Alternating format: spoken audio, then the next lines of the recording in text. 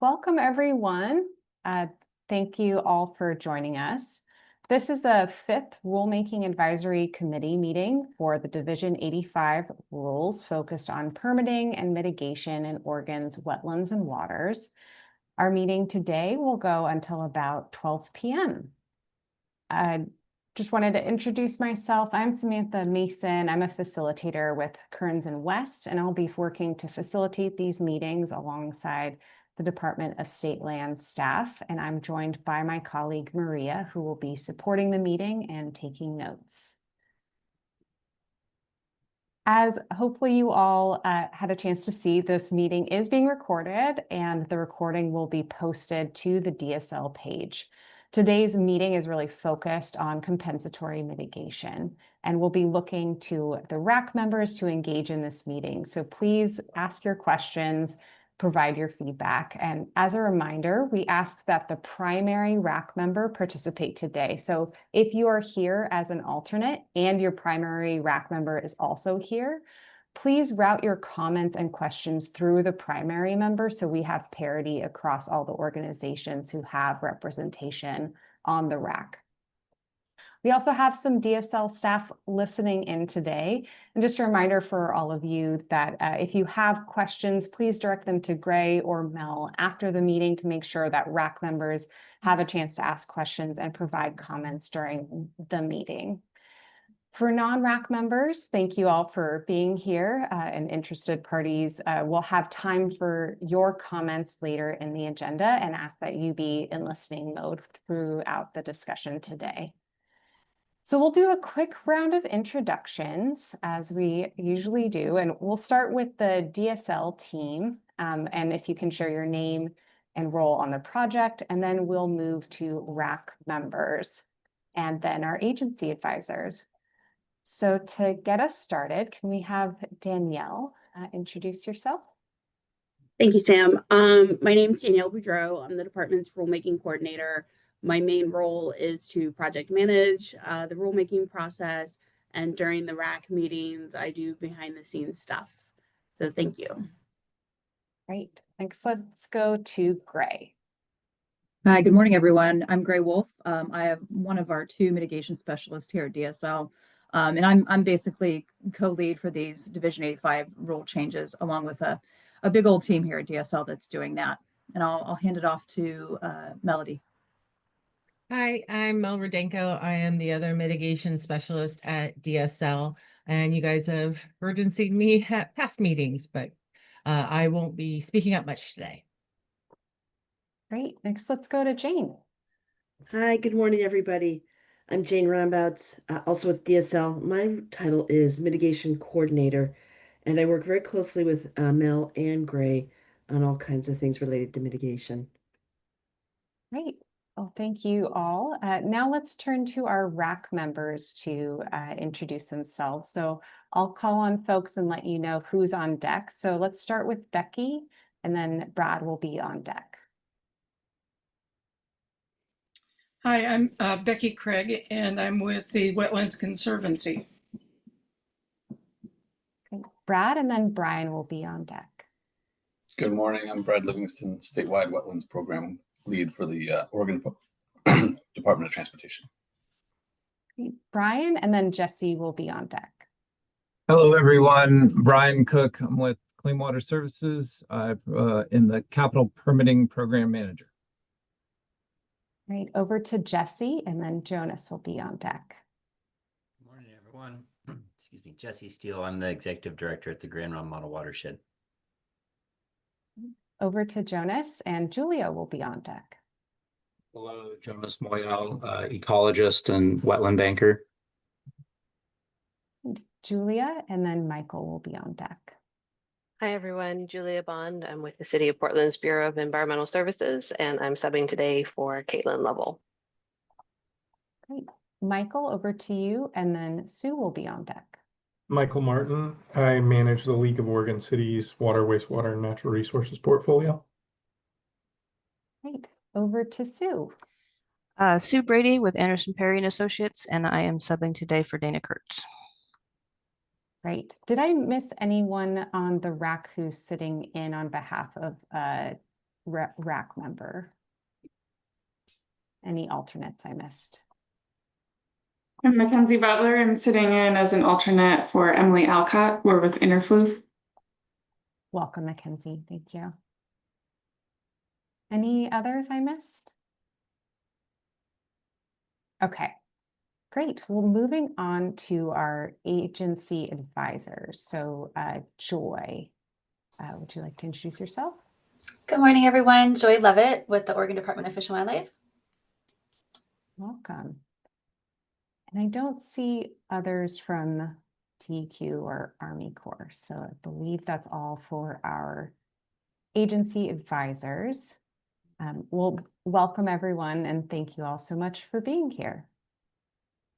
So now that we've done some introductions, just want to do a quick walkthrough for our agenda today.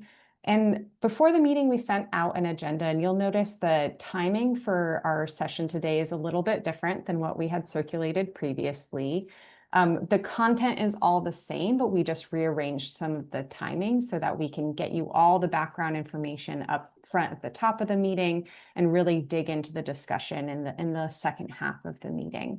So we rearranged the agenda a little bit, but all the content should be the same. So at the last meeting, the RAC discussed the proposed rule changes related to stream mitigation, accounting, and policies for special circumstance. Today, we turn our focus to compensatory mitigation, and we'll begin with a presentation of background information relating to compensatory mitigation in removal fill law, as well as introducing concepts around banking and the in lieu fee program. We'll take a break around halfway through, around 10:15. And the second part of our meeting is really diving into the proposed rule changes related to compensatory mitigation, banking, and the in lieu fee program. We'll have time dedicated for interested party comments at 11:45. We'll share some of the next steps as we look ahead to our final RAC meeting in August, and we'll wrap up around noon. Next slide, please. So as a reminder for folks using Zoom, please do remain on mute and speak one at a time.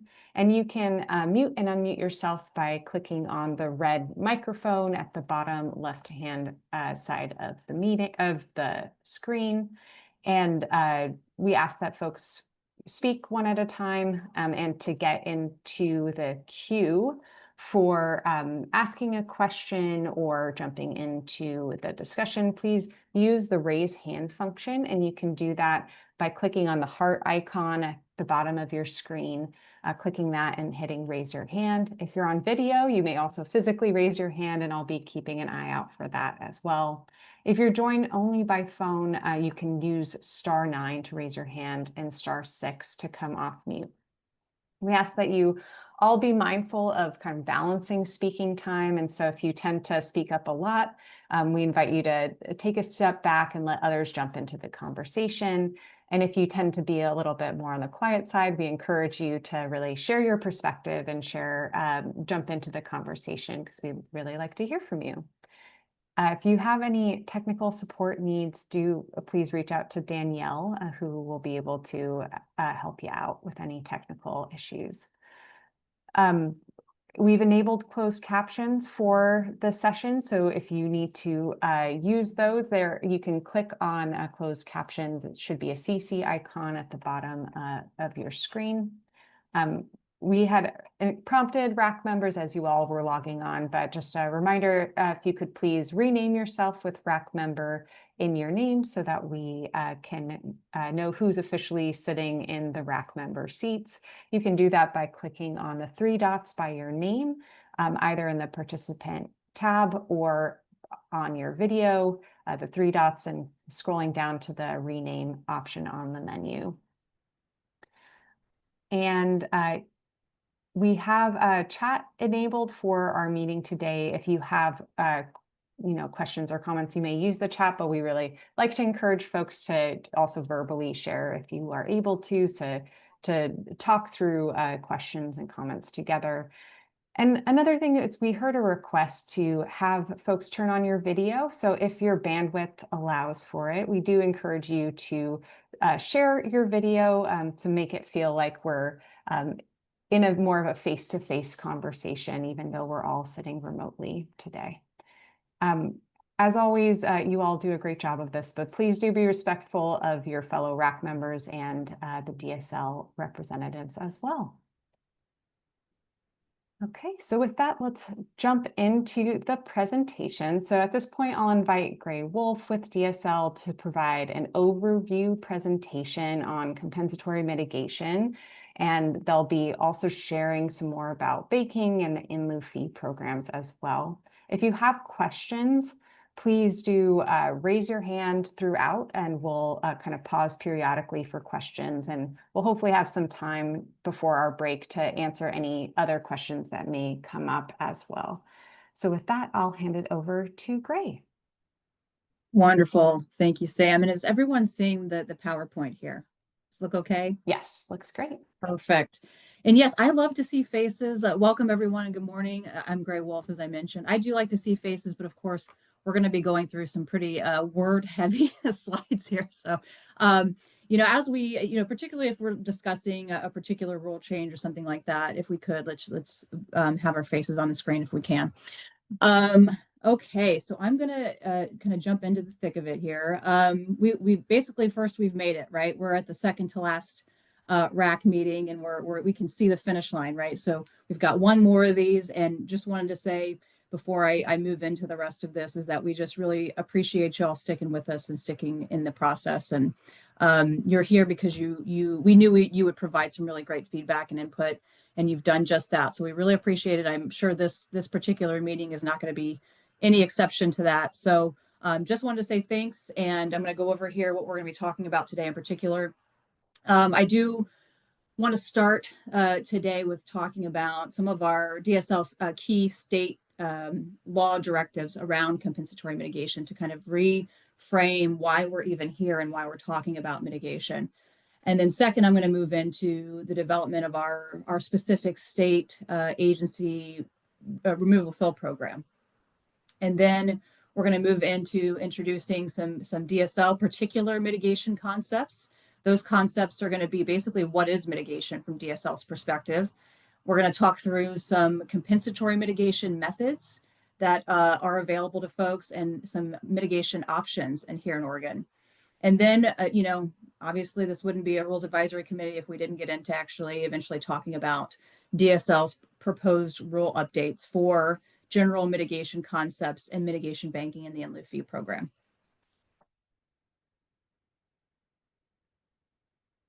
Okay. So, again, I said this before, but apologies in advance for some of the text heavy slides you're going to see today. We've got a lot to cover, a lot to go through, but it's important that we summarize, at least at the start, some of our key statutory directives that drive a lot of what we do. So for now, I think it's important, before we jump into rule change text and all of that, to take a step back and reset our minds after the past few RAC meetings. Since we're going to be discussing proposed rule changes for general compensatory mitigation concepts, banking, and in lieu fee, I thought it would be helpful to go over some of the foundational pieces of Oregon's law that provide directives for DSL's removal fill program. The first compensatory mitigation directive from state law that I'd like to highlight today is here on the screen. It's the legislature's findings regarding wetlands.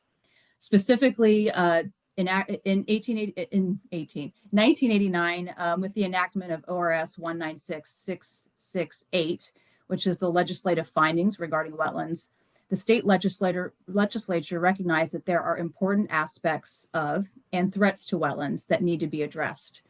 And so I have some of those here listed on the screen. There was a legislative recognition at this time of some of the most important aspects of wetlands. And those are, and I haven't listed all, but here are some of the key aspects: flood and storm protection, essential habitats for a major portion of Oregon's wildlife, sediment and pollution retention, environmental and ecological research, and public recreation.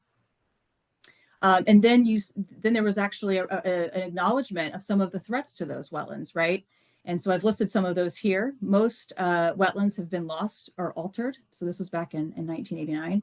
Development pressures continue for Oregon's wetlands, and there are conflicts that remain between wetland protection and other resource values.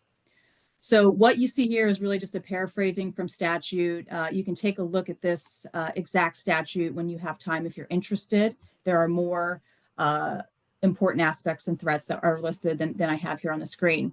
So basically what I'm trying to get at is with the enactment of this section of statute, the state legislature acknowledged on paper some critical wetland characteristics of wetlands, albeit mostly what you're looking at on this list of aspects is they're all pretty human-centered critical aspects of wetlands. And the legislature also acknowledged ongoing threats remain for wetlands. So in the broadest terms, this part of our statute provided the legal backing and made the case for why wetlands are important and why they are indeed in need of regulation. Okay, so moving forward, now I'd like to move us along to the general findings for wetlands, from the general findings to how the legislature crystallized around and enacted the state's wetland policy. Oregon's overarching section of statute pertaining to wetland policy was enacted also in 1989. On the screen, I've listed 3 specific policy directives from the wetland policy statute that most directly relate to topics under discussion today and across this Division 85 rulemaking. And those are, you'll see here, like I said again, I've listed 3. There are others, but it is the policy of the state of Oregon to promote the protection, conservation, and best use of wetland resources and their functions and values through the integration and close coordination of statewide planning goals, local comprehensive plans, and state and federal regulatory programs. It is also the state policy of the state of Oregon to maintain a stable resource base of wetlands through the mitigation of losses of wetland resources. And it is our policy to establish the opportunity to increase wetland resources by encouraging wetland restoration and creation where appropriate. So these particular bits of state wetland law that are on the screen provide a framework of wetland priorities around which DSL wetland related rules were developed. Okay, and the last stop on our discussion of Oregon's aquatic resource related laws is the cornerstone state law that directly led to the eventual creation of our Division 85 rules and the development of DSL's permitting, or what we call in the vernacular, removal fill program. And that is, you guessed it, the Oregon removal fill law. I'm sure y'all are pretty familiar with that. And before we dive in, there is a little fun fact that I like to throw out to folks, or we like to throw out to folks. Does anyone know when, so I have it up here on the screen, when the removal fill law was enacted and when the Federal Clean Water Act was enacted? Which is older, do you think?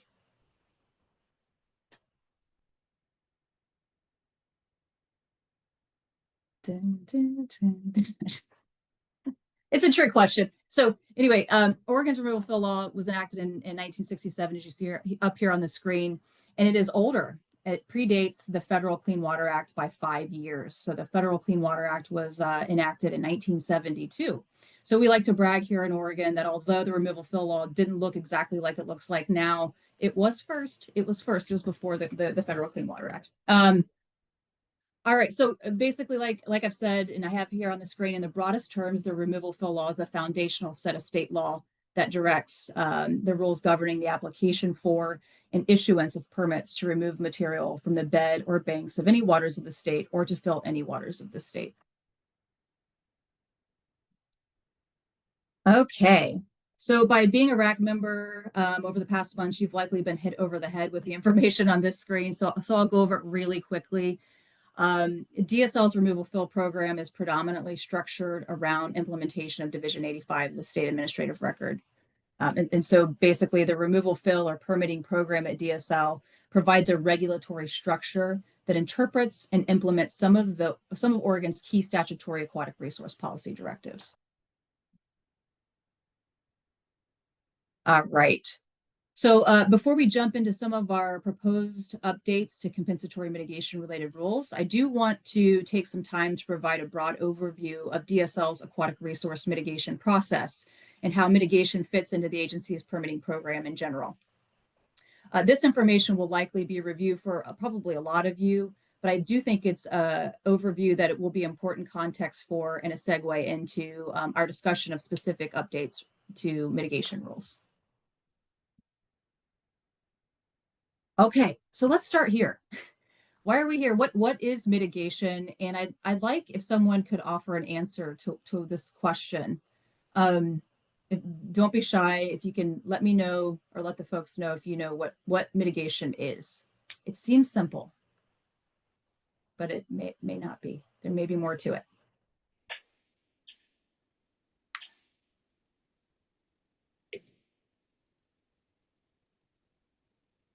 According to the OARs, it is the avoidance, minimization, rectification, or compensation, protection or compensation for the aquatic resources in the state. Is that Brian? Is that Brian? I can't see it, but is. it's like Brian. Okay. You nailed it. And basically I was going to go right off of rule, but I'm going to explain exactly what mitigation is from DSL, but you got it, Brian. So mitigation per our Division 85 rules means the reduction of adverse effects of a proposed project by considering, and this is key, and this is why I've underlined it, in the following order. There is an order to this: avoiding the effects altogether, minimizing effects, rectifying the effects by repairing, rehabilitating, and restoring the affected environment, reducing or eliminating the effect, and then at the very end, you see that E there, which is compensating. So compensating for the effect by creating, restoring, enhancing, or preserving substitute functions and values for the waters of the state. So really the critical piece here before we jump in is that mitigation is a stepwise process, and these steps must be taken in sequential order. Oftentimes when the word mitigation or compensatory mitigation are thrown around in permitting and in the vernacular, folks get the two terms conflated, and they'll substitute the word compensatory mitigation for mitigation and vice versa. But when we are specifically talking about mitigation, we're talking about that overarching avoid, minimize, and then compensate. And when we're talking about compensatory mitigation, we are specifically referencing that last step of mitigation, right? Okay. All right. So I like to throw this little diagram up here because I think it's really appropriate for how we kind of conceptualize mitigation.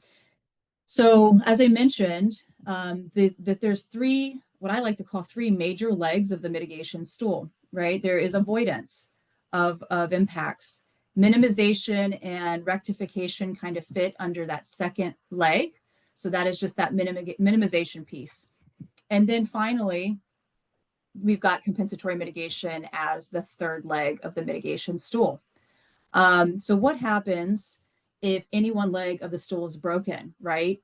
That just means if we don't have appropriate resource avoidance, we don't have appropriate resource minimization, or our compensatory mitigation isn't adequate, then that whole mitigation stool doesn't work. It topples, right? So that just means we have not successfully achieved mitigation from the state's perspective.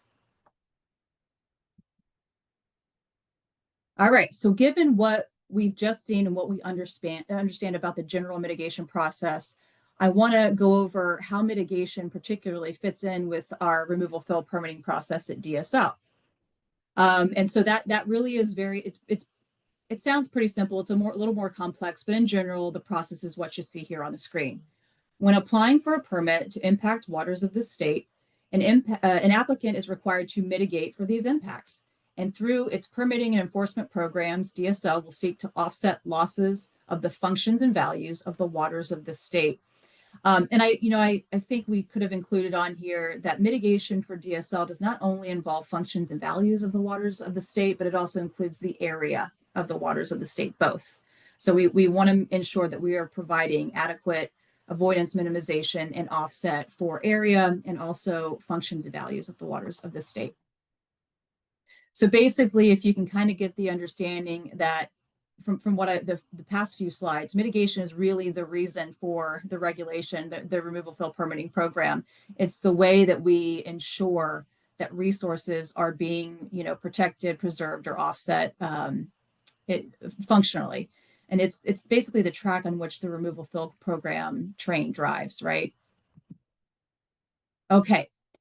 So now that we've went over the general mitigation process, I'd like to start getting more specific about compensatory mitigation in general, which is that, again, that final step in the mitigation process. We will start with going over some distinct methods for compensatory mitigation. And there are 4 compensatory mitigation methods that DSL defines directly in Division 85 rules, and they are enhancement, restoration, creation, and preservation. Each of these, with the exception of creation, has special requirements that must be met in order to utilize them for the purpose of compensatory mitigation.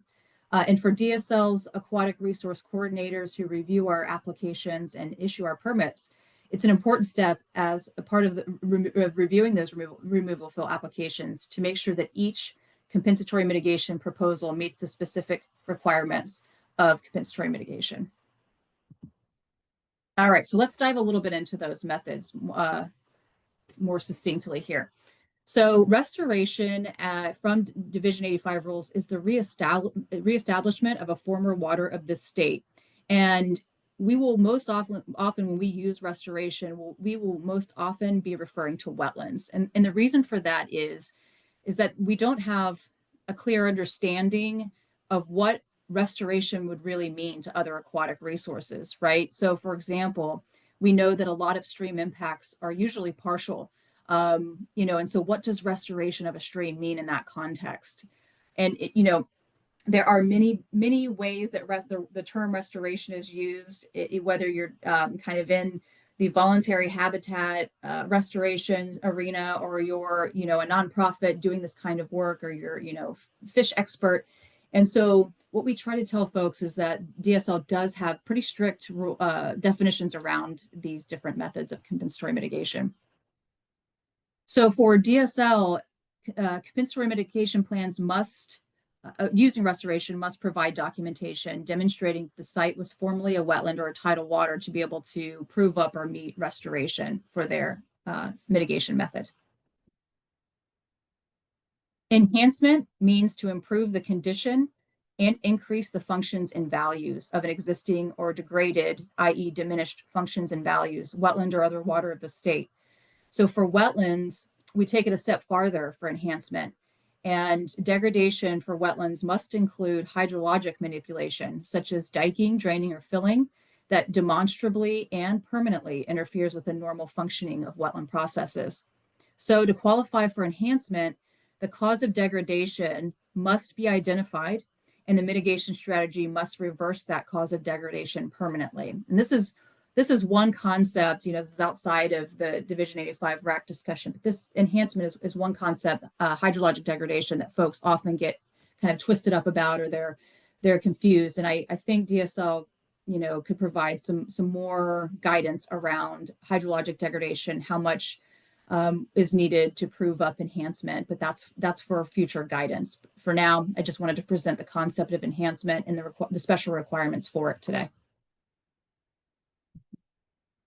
All right, creation means to convert an upland area that has never been a water of the state to a water of the state. And that's as simple as it is, right? And just as an aside, creation is something that we are looking more and more at. As climate change happens, as we lose wetlands, DSL is really trying to come, do an end around and come back and try to review creation in a new light. So we're going to be looking at incorporating creation as a larger component of approval of some of our mitigation sites. We know that creation is not perfect, and we know that every site couldn't have a wetland or a water of the state created on it. But we know that the time is right for us to reevaluate creation and its use as a compensatory mitigation method. Preservation is exactly what it sounds like. It means permanently protecting waters of the state having exceptional ecological features. And I think that that's one of the keys there that you see in orange. One of our special requirements for using preservation as compensatory mitigation is that any wetland or water that is to be preserved must demonstrate some kind of exceptional ecological feature, and those requirements are further spelled out in our removal fill guide and in rule. We understand that preservation represents a net loss of area and functions of the waters of the state in the near term in exchange for long-term protection and maintenance through implementation of appropriate legal and physical mechanisms. One key piece, which is the next bullet point, is preservation is really often our preferred compensatory mitigation option when aquatic resource type is exceptionally difficult to replace. And that is really, for example, around our aquatic resources of special concern.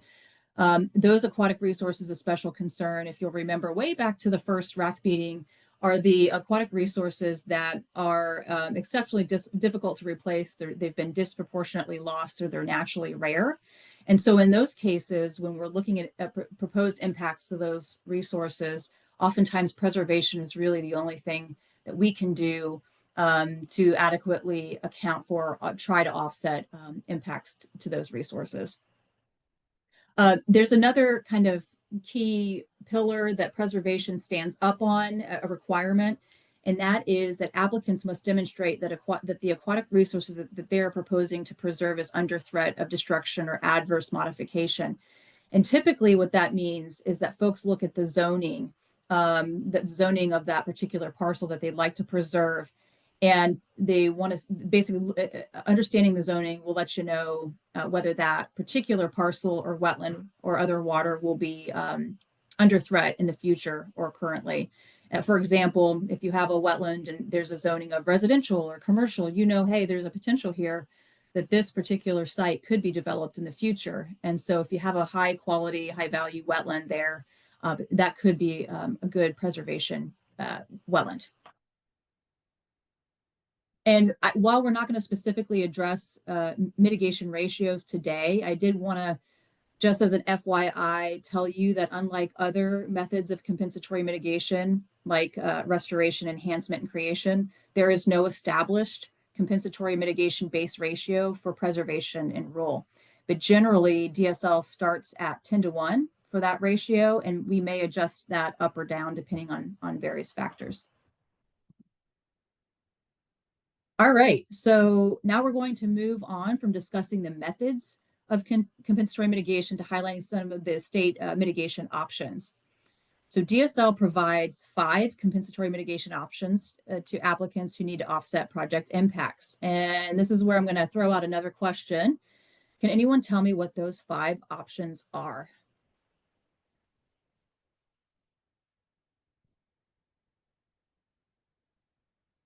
You don't have to say all 5. Maybe throw out one and then somebody else can throw out another.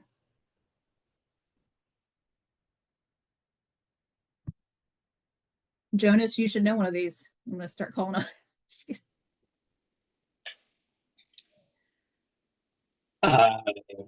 On-site, off-site, mitigation bank. Yeah. Payment in lieu. Yep. Nailing it. I don't know what the 5th one is. Don't do your project. Oh, in lieu. Okay. Yeah, you pretty much got all of them though, Jonas. Thanks. Except for that, don't do your project. We'll ignore that for the record. Strike that from the recording. No, just kidding. So yeah, and this is not in any particular order. I just listed them here. So we've got permittee responsible mitigation, mitigation banking, advanced mitigation, which is kind of pseudo in between permittee responsible and banking, in lieu fee, and payment in lieu. Okay. The key here to see that, you heard me say this list is in no particular order, because that's unlike the Corps of Engineers. DSL does not have a compensatory mitigation hierarchy, which is basically just a preference of order. So simply, state rule requires that mitigation address and maximize the principal objectives to compensatory mitigation, which we're going to cover later today. But unlike the Corps prefers in their 2008 mitigation rule, mitigation banking over every other mitigation option. DSL does not have that preference. All right, I guess I should say, except for PIL, which we're going to go into here in just a second. But All right, so diving into some of the weeds here on the mitigation options, permittee responsible mitigation is mitigation that's constructed by the permittee, and it is connected to a specific permit or impact. It is usually constructed at the same time or in the same construction window as the impacts that are occurring that is associated to that permittee responsible mitigation. So we call that concurrent mitigation. Permittee responsible mitigation sites are typically monitored for a period of 5 to 10 years, and that monitoring window does vary. It really varies, particularly off of kind of what type of vegetation you're establishing at your permittee responsible site. For example, if you're going more for like an emergent type of wetland, for example, you'd monitor typically for about 5 years unless you have performance issues. But then if you're establishing a more shrub or forested component to your permittee responsible mitigation, you'd be looking somewhere around 10 years for monitoring. Again, could be a little more or a little less, just depending on performance factors. And then the permittee responsible mitigation site may be located at the impact site itself, or it may be off-site. So a way to look at this is that I'll give you an example of a residential development that's going to impact a half acre of wetland as a part of doing their development. Sometimes what folks end up doing, the applicant, they will establish more wetland. So they'll restore, create, enhance more wetland on site within that residential development. And that will be their permittee responsible mitigation. And they'll utilize that permittee responsible mitigation as also like a kind of a green space or some kind of recreation option for the folks within the residential development. Mitigation bank is the second option we'll discuss today. And banking is really a business venture that improves aquatic resources and sells the net benefits as mitigation credits. So unlike permittee responsible mitigation, understand that mitigation banks do kind of work similarly to a bank that you think of in terms of money. Credits are purchased by permit applicants to compensate for project impacts. And it's important to understand that the sponsor for the mitigation bank sets the price of credits. We often get here at DSL lots of questions from the public, which stands to reason. It's understandable why folks ask what the prices of credits in mitigation banks are. And we typically don't know that unless we specifically ask mitigation bank sponsors. So whenever we get these questions around how much is a credit, a mitigation bank credit, we direct folks to the mitigation bank sponsors. We know generally we've heard some tell of what prices may be going for a range, but we don't know minute for minute or year by year. So the mitigation bank sponsor is responsible for site performance, unlike with permittee responsible mitigation. It's important, this mitigation option is pretty attractive to some applicants because basically once an applicant purchases a mitigation bank credit, that responsibility for compensatory mitigation gets transferred to the bank sponsor. So from the applicant to the bank sponsor. And essentially, once the credits are sold and paid for, the applicant can really literally wipe their hands of the mitigation responsibility.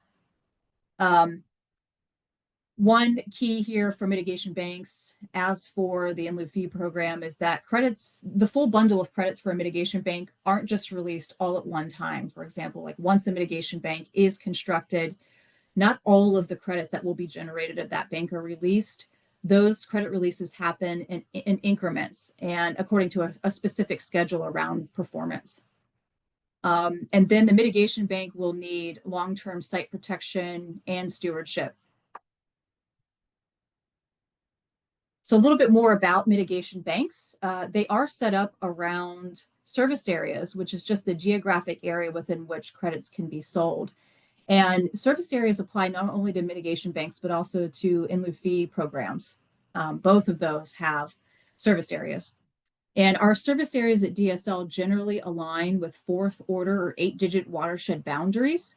And typically, we do have some banks that have elevation limits on their service areas. And the reason why we establish some of those elevation limits is really an ecological reason. We understand that the functions of wetlands at, for example, a lower elevation or altitude are different than those at higher elevations or altitude within a watershed. All right, and this is really just a slide to say that if you haven't seen it before, DSL does have a mitigation bank and in lieu fee map, and there's a link here.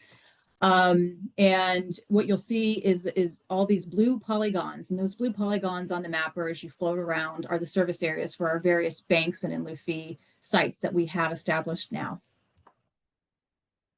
It is a really helpful resource to kind of allow the public and applicants particularly to kind of zoom in on where project impacts are going to be proposed and then understand kind of what are the mitigation options around banking and in lieu fee for those particular areas.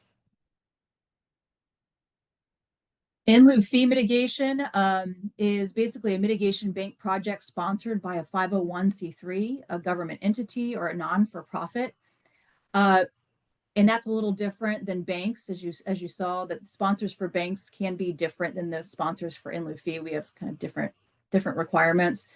DSL is the only sponsor for the in lieu fee program that exists in Oregon, and that's not for any particular reason. It's just that no one has come forward and offered to be a sponsor for another in lieu fee program that services the state of Oregon. And unlike banks, one of the key features of the in lieu fee program that can make it attractive over banking for folks is there's a potential for advanced release of credits within a particular service area. And this advanced release can really help provide seed money for future compensatory mitigation project construction under that in lieu fee program. And one caveat of this is that, the advanced credits, when they are released and the instrument for an in lieu fee program is approved, you don't have forever as a sponsor to put a project on the ground after the instrument's been approved. You have 3 years post instrument approval to get a compensatory mitigation project constructed once that advanced credit release has happened. So it isn't forever, and really DSL doesn't have that 3-year timeline in our rule specifically. We lean on the Corps of Engineers and the 2008 mitigation rule for that 3-year window. Okay, and similar to banks, credits and in lieu fee programs are purchased by permit applicants to compensate for project impacts. The in lieu fee sponsor is responsible for site performance. So for example, in Oregon, that is DSL. And the in lieu fee site will need long-term site protection and stewardship. So all of our 5 in lieu fee projects throughout the state of Oregon do have site protection and stewardship arrangements. All right, payment in lieu. Payment in lieu is basically just a payment from a permit applicant that goes into the removal fill mitigation fund. And the removal fill mitigation fund is basically, just think of it as a large fund. And we organize at DSL payments into the removal fill fund according to WRD, Water Resources Department administrative basins. And so what we do is we track funds by basin and type of aquatic resource, and we try to, at DSL, fund projects to match those basin losses. So as folks are paying into the fund, we try to locate projects on the ground where we can offset or hope to offset the functional losses of the resources within the basin. Some key things around PIL, and this is why you'll hear DSL folks say that it is our mitigation option of very last resort. And that's because PIL does not satisfy federal mitigation obligations. It is not approved by the Corps as a viable mitigation option. And so if folks, as a part of doing their project, are going to impact both federally and state jurisdictional aquatic resources, the Corps would not accept PIL as a compensatory mitigation option. And so in that case, that the applicant would have to mitigate twice. So they'd have to mitigate for DSL, who would accept PIL. And then they would also have to satisfy compensatory mitigation obligations for the Corps of Engineers. And that's just not attractive. That double mitigation is not attractive to most applicants. So that's one reason. The other reasons are because PIL does really represent a shift of responsibility away from the applicant to satisfy the offset for aquatic resources to the Department of State Lands. And we simply just don't have the staff or the capacity to, proactively locate projects to put PIL dollars to work and construct mitigation sites. So what ends up happening is we get a large temporal lag in that replacement, an offset of aquatic resources on the landscape. We also do struggle with wetland and another aquatic resource type and kind matching when we do implement our PIL projects. It's hard to kind of conglomerate all of the different functions, HGM and coordinate impacts that are happening in a basin and put a project on the ground that addresses every single one of those. So if you could imagine that math of matching becomes a little bit problematic. PIL, just last year, PIL cannot be used to mitigate for those aquatic resources of special concern. It probably stands to reason why they're so valuable, rare, and disproportionately lost, that we simply do not want to have more temporal lag or lack of matching going on there. We need to really make sure that our replacement is like for like.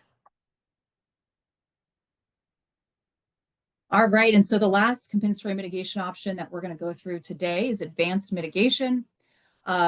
Advanced mitigation involves the use of credits from a previously developed permit-to responsible compensatory mitigation site. Think about this, I kind of try to have folks conceptualize this with an advanced mitigation site must be tied to a particular permit with associated impacts. And oftentimes what folks do when they want to utilize advanced mitigation, they will request from DSL to utilize or to basically over mitigate past what they're required to do associated with their project impacts and the permittee responsible for that particular project. And so they will over mitigate the request from DSL to utilize the overage that they've either restored, enhanced, or created as future mitigation for other impacts. DSL must pre-approve the credits for use by the applicant, and the key here is folks are able to name one additional party that could utilize those advanced credits. So it's basically a glorified single user permittee responsible mitigation site, and you can have one additional user. The information requirements for applicants to request advanced mitigation are in rule, so take a look at those. And a key here is we do have a carve out in rule that any unused credits from an advanced site may be converted to mitigation bank credits at the discretion of DSL. I don't believe that's ever happened, or at least in my knowledge that hasn't happened yet, but there is the ability for that to be reviewed by DSL. So the most frequent flyers for advanced permittee responsible sites are agencies like ODOT. ODOT utilizes this pretty frequently, and municipalities.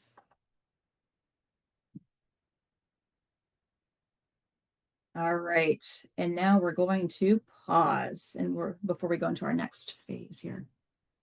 Great, yeah, thank you, Gray, for the presentation here.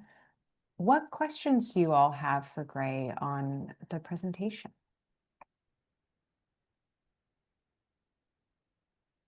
Feel free to raise your hand or come off mute, jump into the conversation.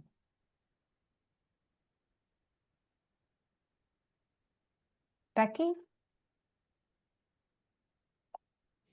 Sorry, it took a while to unmute. I am just wondering why the 3-year site impact for the thing isn't going to be in the rule for starting an loose site. Yeah, I mean, that's a great question, Becky. And I think in general, we understand that the in lieu fee program is established within the 2008 mitigation rule. And so really what DSL is trying to do is not copy regulations from that particular 2008 rule. We can lean specifically on that. It's already bound up. We don't have to add that additional section to rule to say that 3-year window is required, because the 2008 mitigation rule covers it, right? So if any time that someone is wanting to utilize an in lieu fee program, they must also get approval from the Corps of Engineers, who basically administers the program. So that's why we didn't carry that 3-year window over into state rule. Okay. Thanks, Becky. Other questions? Dana? When you were reminding us about the Corps not accepting the payment in lieu, have you guys, used this rulemaking opportunity to engage with them with any discussions on if that would ever be something they could consider or work through in the future? That's a great question. I don't think we have. The reason why we haven't is because we have a pretty close relationship with our core counterparts, and they've really just basically explained it to us that it's a non-starter. There's just no carve out they'd have to change the federal 2008 mitigation rule to allow it, which takes an act of Congress basically. So it's just a non-starter for them. They're not adding it. Thanks, Dana. Ron? They're not adding it yet. I don't want to say forever, but that's just not, they don't have the appetite for that.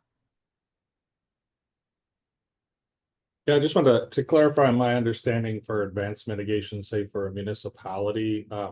Can advanced mitigation be used based on I know it needs to be tied to a project, but tied to a project list, like something on a 5-year or 6-year transportation CIP or something, assuming the compensatory mitigation sites meet the requirements, the eligibility requirements, can be based on a list of projects with an estimated impact. Yeah, and actually we prefer that. And so that's in that standing up the mitigation plan around that advanced permittee responsible site. A lot of times the reason why ODOT utilizes advanced mitigation as an option is because they do have they project out, and I don't want to speak for Brad's here, but they project out and they know their capital improvement projects and all of those, so they know what kind of impacts they may be looking at down the road. So the more information around what potential impacts and projects you'll have, the better when you're standing up that advanced site. And I will say, just with a caveat that we do have enrolled, that just because you're approved to utilize that permittee responsible site for advanced mitigation, you're still going to have to, with each individual proposed impact, come back and make sure that the advanced site meets our principal objectives, matching requirements, and all of that. Yeah. Thanks, Ron. Dana? Thank you. I just wanted to make a point or a comment on the record, since we're talking about banks, is just that in Eastern Oregon, we don't have any mitigation banks out here. And so a lot of our projects and applicants have to construct their own, wetland mitigation areas, which has a high cost and I would say like sort of lower value than like a nice, like high quality bank. And so if there's any way to kind of advocate for that in this rulemaking process, or like bring that up as you go, that's something that we've always been, we've struggled with. We see the projects that have these mechanisms in other areas of the state, and we wish that we had those here. So I just wanted to help bring this to your thoughts and see if there's a way we can incorporate this in our rulemaking, or use this opportunity to to bring that to our group's mind.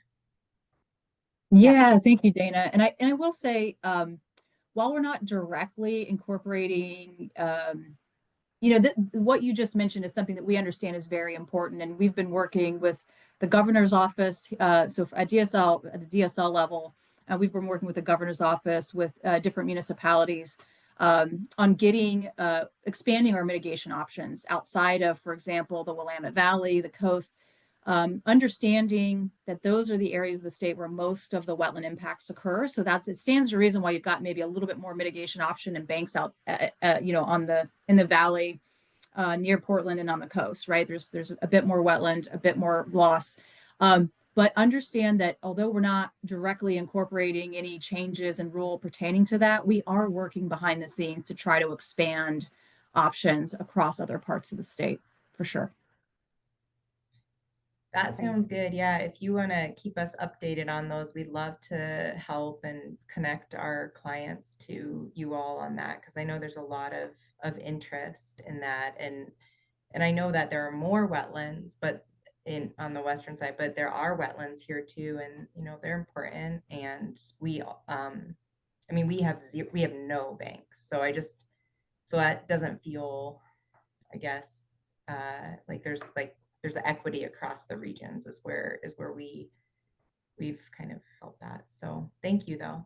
Yeah, yeah, and and realize, although it may not seem that there's equity, what I would say is that the banking venture, you mentioned banking specifically, DSL's responsibility is really to try to work with public and private entities to to get mitigation on the ground, but we aren't the principal drivers of that. I would say it takes someone in the private or public sphere to really want to take on banking. So that's the other kind of piece that we're not considering. So we've got the regulatory structure and framework to establish banks, but we oftentimes are kind of disconnected from the market demand, market analysis, demands, and economics of banking. And we're really trying to reach across to our bankers and have more of a conduit of information sharing to see what opportunities are out there.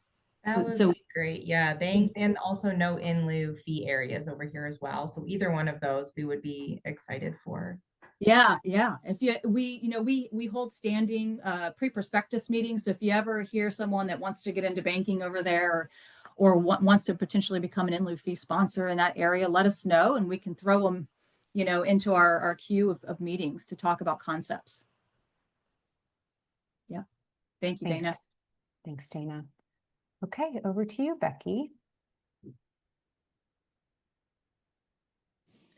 So if DSL is currently the only sponsor of ILF, how would you determine prices? How do we determine prices now, or how would we? Or you already have banks, so how do you determine prices? Yeah, that's a good question, Becky. We basically determine the price of our credits at the cost of doing the restoration, creation, enhancement work. So DSL does not charge any kind of an overage. We don't get a profit from the credit sales. So what you'll know if you inquired about the average cost or the typical cost of in lieu fee credits versus the cost of mitigation bank credits, in lieu fee credits are cheaper by and large. That's just because DSL cannot gain a profit off of the in lieu fee program being a state agency. Do you compensate for inflation since it's going to be down the road? Well, all of our in lieu fee projects are already created, so we don't have to incorporate inflation there. But I think what you may be talking about is payment in lieu. So that payment in lieu program, when we collect monies into the removal fill fund, we collect money at a certain amount, right, from applicants, and then through time, inflation happens. And oftentimes the reality is that the amount of money that we collect through PIL is simply not enough, to implement a full suite of what we need to implement on the ground. Monitoring, delineation, construction, monitoring, all the suite of things that we need to fulfill in that construction. So yeah, we often run at a deficit. Yep. Becky. Other questions?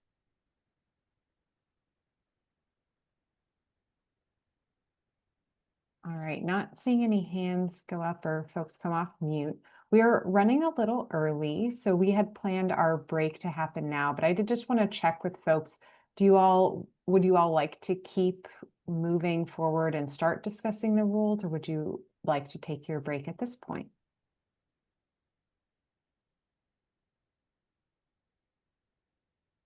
Anyone feel strongly?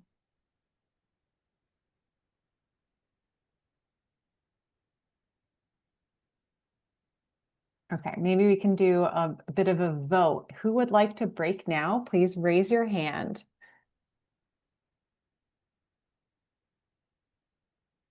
Okay, I see one hand up. Who would like to keep going? Please raise your hand. Okay, I see a few hands up. Okay, so maybe we can keep moving here for a little bit and we will get you that break in the next 15-20 minutes or so. So we'll keep an eye on time, but let's keep moving for now. Sure. Yeah, we got a lot of tough cookies on the call today. Yeah, if you need to take a break, feel free to take a break. This isn't we're not chaining you to your seat, so feel free. All right. So now we're going to transition away from that general introductory of mitigation concepts and background to discussing some of the key proposed rule updates for our current Division 85 rulemaking. We haven't included, as you likely know, if you're following along with those proposed rule updates, we haven't included all updates here. For example, we've left out some minor text updates and rearranging, etc. So with our remaining time today, what we're going to focus on is those parts of the rule updates that we believe should be discussed within the larger RAC. If for some reason we're not touching on something today that you're like, hey, I really wanted to get to that, please let us know. And so at this time, it might be handy to get your version of the proposed rule updates out and available just to follow along if you'd like to. And great, one more thing, it's going to look a little bit different from how we've done this, looking at draft rule changes in past meetings. Just for everyone's awareness, Danielle will still be capturing comment as we go through, but it won't be live on screen, but it is happening live throughout this meeting. So if you have any questions about that, please do feel free to ask. But Gray will be walking through those proposed rule changes and kind of describing them on this PowerPoint screen you have, you see up here. Yeah. So we thought that this might be an easy way to go about it. And Danielle is behind the scenes furiously going to capture your comments. So no worries there. But just felt like this might be a cleaner way to present the proposed rule changes than we have in the past. We've just got a lot to cover here. All right, so first up, we're going to start on definitions, and we are proposing to remove the term compensatory non-wetland mitigation, and that's simply because the term is no longer used in rule. With our proposed updates and updates we've had in the past, we won't be utilizing that term. So we're going to remove it. And then, that just to kind of get your mind wrapped around the fact that we're removing, and of course, we only define words that we also use in Division 85 rules, right? So we don't have every word that you can imagine within the definitions in 510. Only those words that we use in Division 85 are going to be found there. So that's why we're removing that. We are simplifying the definition of compensatory wetland mitigation. And really, we're just simplifying it because it was too complicated. So what we're proposing to say now, is that compensatory wetland mitigation means compensatory mitigation involving wetlands. Gosh, right? Just so simple. And then we are going to propose to add compensatory stream mitigation. And the definition will be compensatory mitigation involving rivers or streams, and a little more detail around why we're adding the definition for 16, so stream mitigation. We're going to propose to add that to be able to distinguish more clearly between when we indeed mean stream mitigation. You heard Melody talk about in the last two RAC meetings all of the changes that are going on for stream mitigation. So we thought, we're really trying to beef up our stream mitigation accounting. We better add a specific definition for stream mitigation. And so that's why we're adding it. So really that definition is just going to be able to allow us to differentiate between when we are indeed meaning stream mitigation and when we're meaning wetland mitigation or other mitigation. And then finally, we are deleting non-wetland waters because that term is not utilized in Division 85. Great. Before we move on, yes. Can we pause on that previous slide just to see if there's any questions or comments on these definition changes?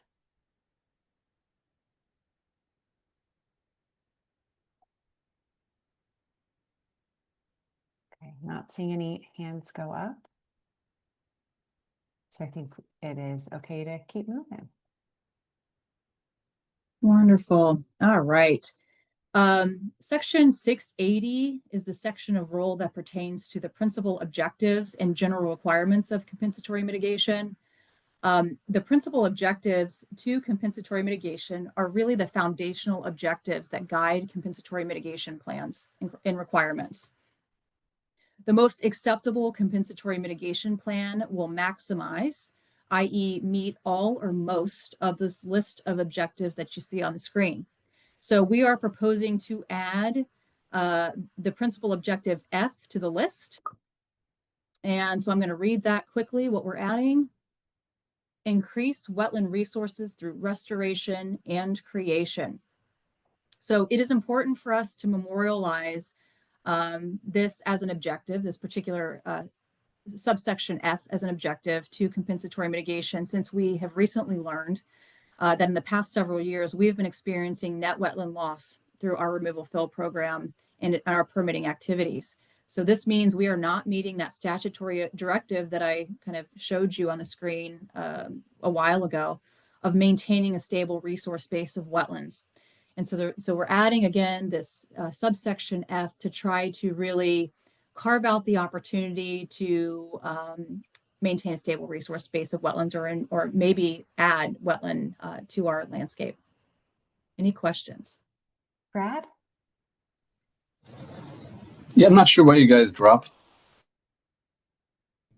in terms of the reference to the direction, because restoration and creation, I mean, creation is obviously very high risk and difficult to sustain. So creation's one that kind of rubs me the wrong way, but even restoration done in the wrong location is not real meaningful. So I think we need to add in where appropriate. Okay, thank you for that, Brad. And you did cut out the very beginning, so but I think I got the gist of what you're saying.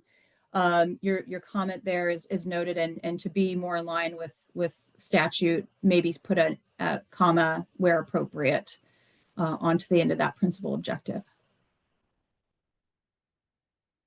Brad, would that address your comment?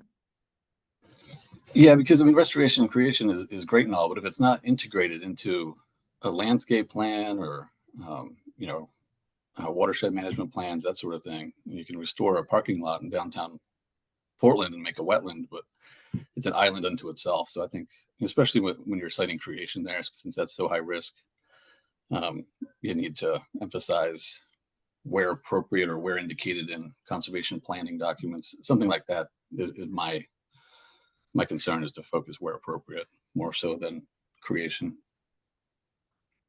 Right. Thanks, Thank you, Brad. Brad. Brian?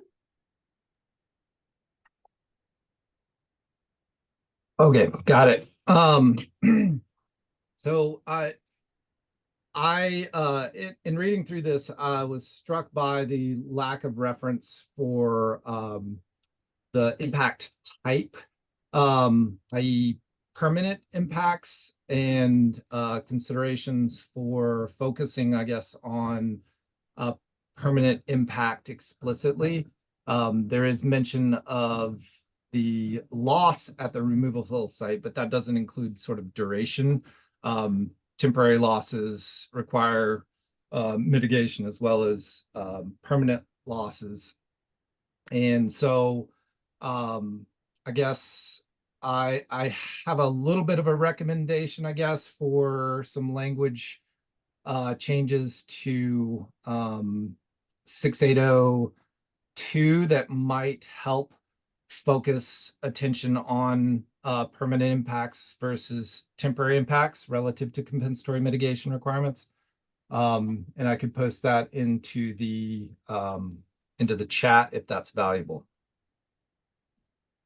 Yeah, thank you, Brian. And we can look at I appreciate you saying that. So do post those in the chat, and Danielle will capture those. But understanding that when we're talking about the principal objectives to compensatory mitigation, we are only talking about offsetting permanent impacts.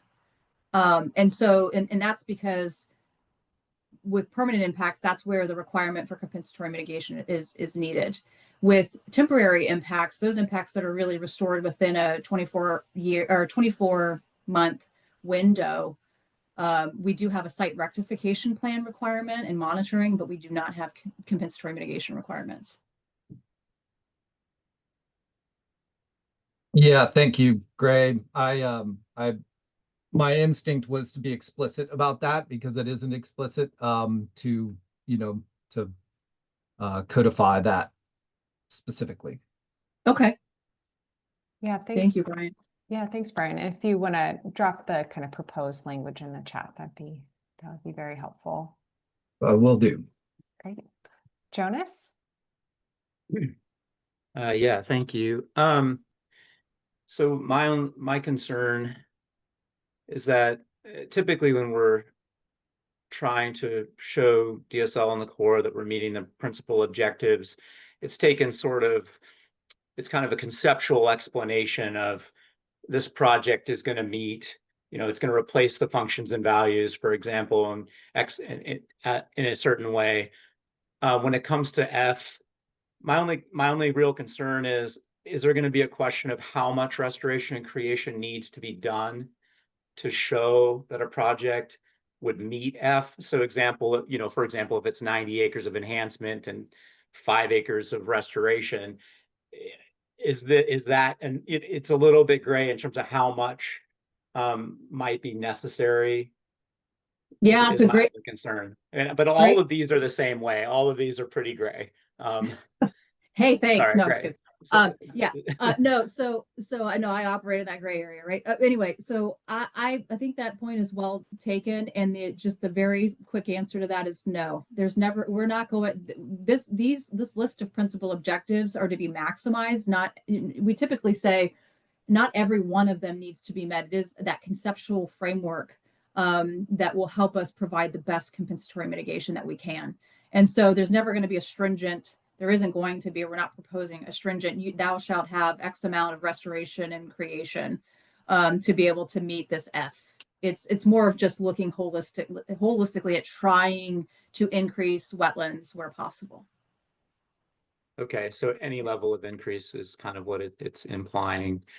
And there's a wide variety of how, some sites for enhancement could be severely degraded wetlands for enhancement versus some that are already functioning pretty well. I'm not sure if it would be useful to add something like, or high level enhancement might also be a good target here.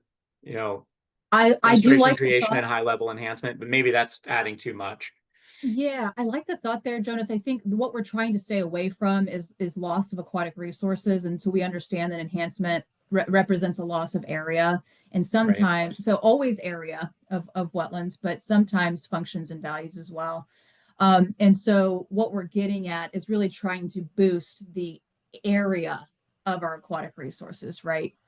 Especially wetlands with this F. Okay, thanks. Yeah, but it's a good thought. Thanks, Jonas.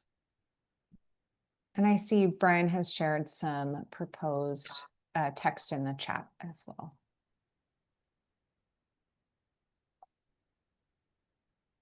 Other comments or questions on this portion? All great input. Really appreciate it. Okay, hearing nothing else for now. Well, great. It's just about at 10:15. So Sure. Maybe this is a good opportunity to take our break. Yeah. So everyone, let's return here at 10:30. So we will see you all at 10:30. Folks, welcome back from your break. Please feel free to turn on your cameras. Let me know you're back in the meeting with us. Great. All right. And before we move forward in the presentation, we did want to just ask our interested parties on the line who all was planning to provide interested party comment later in the agenda. I know we have a couple folks on the line, and it'll just help us to kind of manage time to understand who all is planning to provide comment. So if you are an interested party and you're planning to provide some comment later in the agenda, could you please let us know via the chat? And we can use the chat as also kind of an order for going through the interested party comment. So at this time, if you could let us know via the chat if you're an interested party and would like to provide comment, that would be very helpful.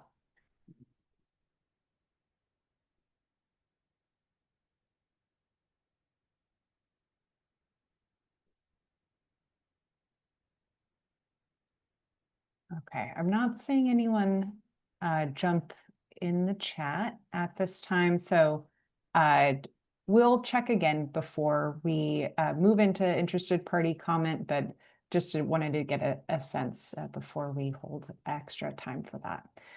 So with that, I think we can go ahead and continue on in our conversation.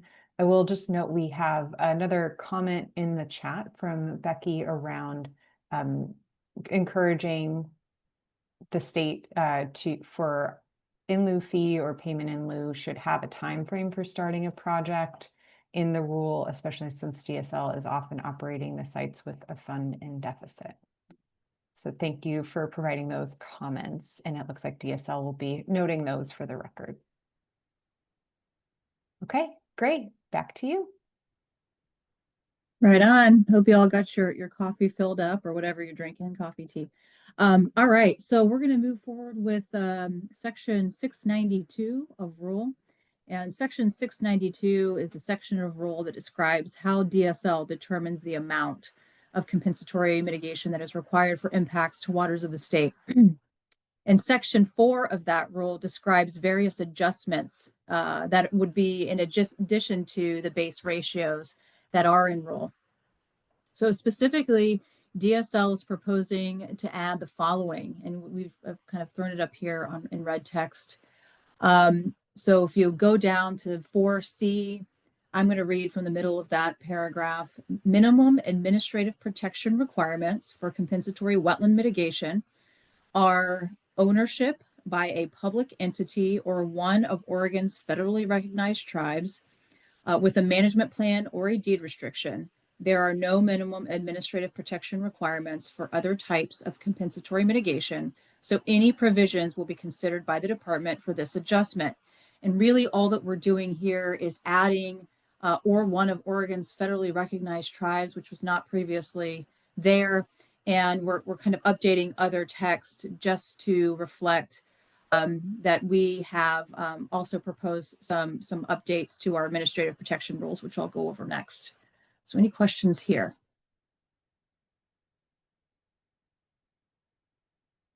Brad?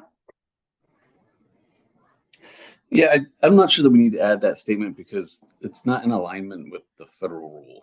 The federal rule doesn't differentiate. It just calls it compensatory mitigation sites, and then you have their requirements, which include site protection. So I guess this is getting at the complexity around stream mitigation, but I just not sure that needs to be said since it's not in alignment with the federal rule. So Brad, which exact part are you mentioning there that isn't in alignment? When you say there are no minimum protection requirements for other types of compensatory mitigation. The compensatory mitigation rule at the federal level doesn't differentiate. It doesn't say you need protection for wetlands and not for streams.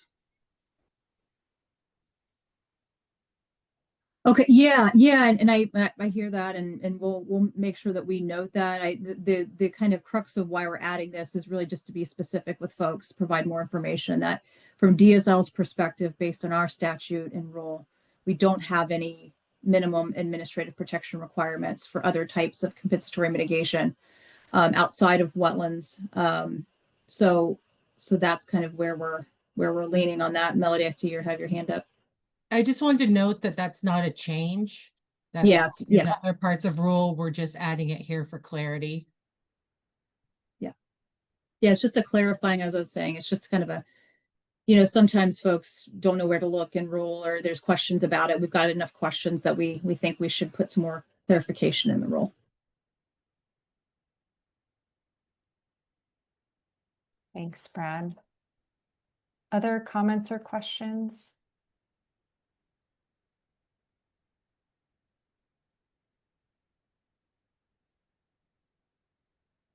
Okay, not seeing anyone raise their hand. I think we can keep moving. Wonderful. Okay, so I just referenced administrative protection. So section 695 of our rule is the section of rule that outlines requirements for administrative protection of mitigation sites. In the current rulemaking, DSL is proposing to reword section 3, as you can see on the screen. So we are going to reword section 3 to say compensatory mitigation sites owned by a public entity or one of Oregon's federally recognized tribes And then administrative protection may be provided through an adopted management plan. Such plan will provide for appropriate protection of the compensatory mitigation site as determined by the department. A site protection instrument may be used, but is not required.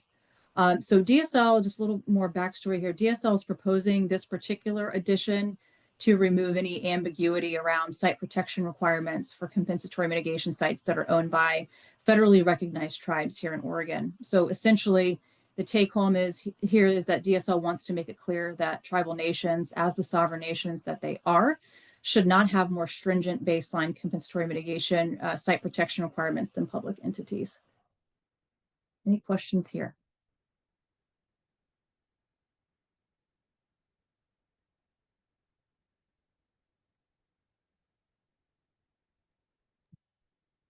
Okay, not seeing any hands going up at this point.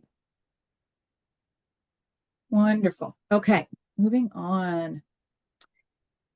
All right. 694 is the section of rule that outlines specific requirements for the use of enhancement and preservation as compensatory mitigation. And I won't read everything here on the slide, but this particular section of rule is in regards to special requirements for enhancement, particularly as compensatory mitigation. As with the proposal to add an additional principal objective that we just went over regarding creation and restoration, DSL is proposing to add subsection G to this list of special requirements for use of enhancement as compensatory mitigation. This is because, as I mentioned, we have discovered that we are not meeting our statutory directive of maintaining a stable resource base of wetlands. So, i.e., we are basically losing wetlands year on year in our removal fill permitting activities. Since we know that accepting enhancement as compensatory mitigation signifies a net wetland loss by area predominantly, we are adding subsection G to help ensure that more wetlands are not lost in locations with historically disproportionate loss. Finally, we will no doubt have to create some public and internal facing guidance around this added special requirement for enhancement. We understand that, and we've already got some thoughts about how we would provide guidance in general for enhancement and special requirements around it. So this would just be an added in addition to that. Any questions?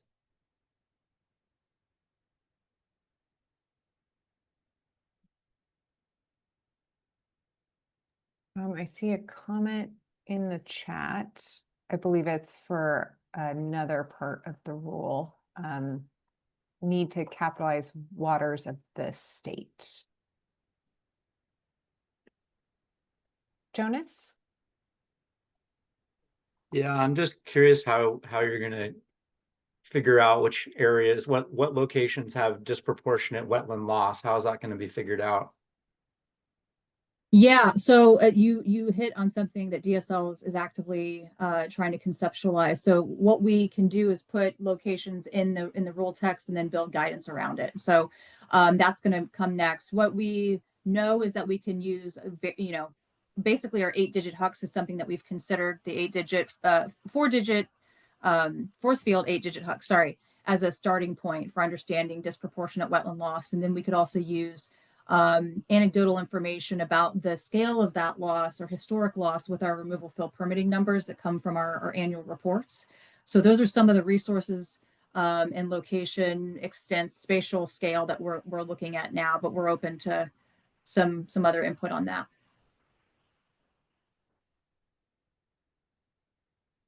Yeah, it's not very clear to me what that means, but okay. Thanks. Thanks, Jonas. We'll definitely note that, Jonas. And again, I think that can be built out with the guidance that we assemble and construct along with these rules. But we do want to kind of maintain some flexibility. It's trying not to put too many words in rule, but trying to leave it open-ended enough that we can have some flexibility there on what locations might mean.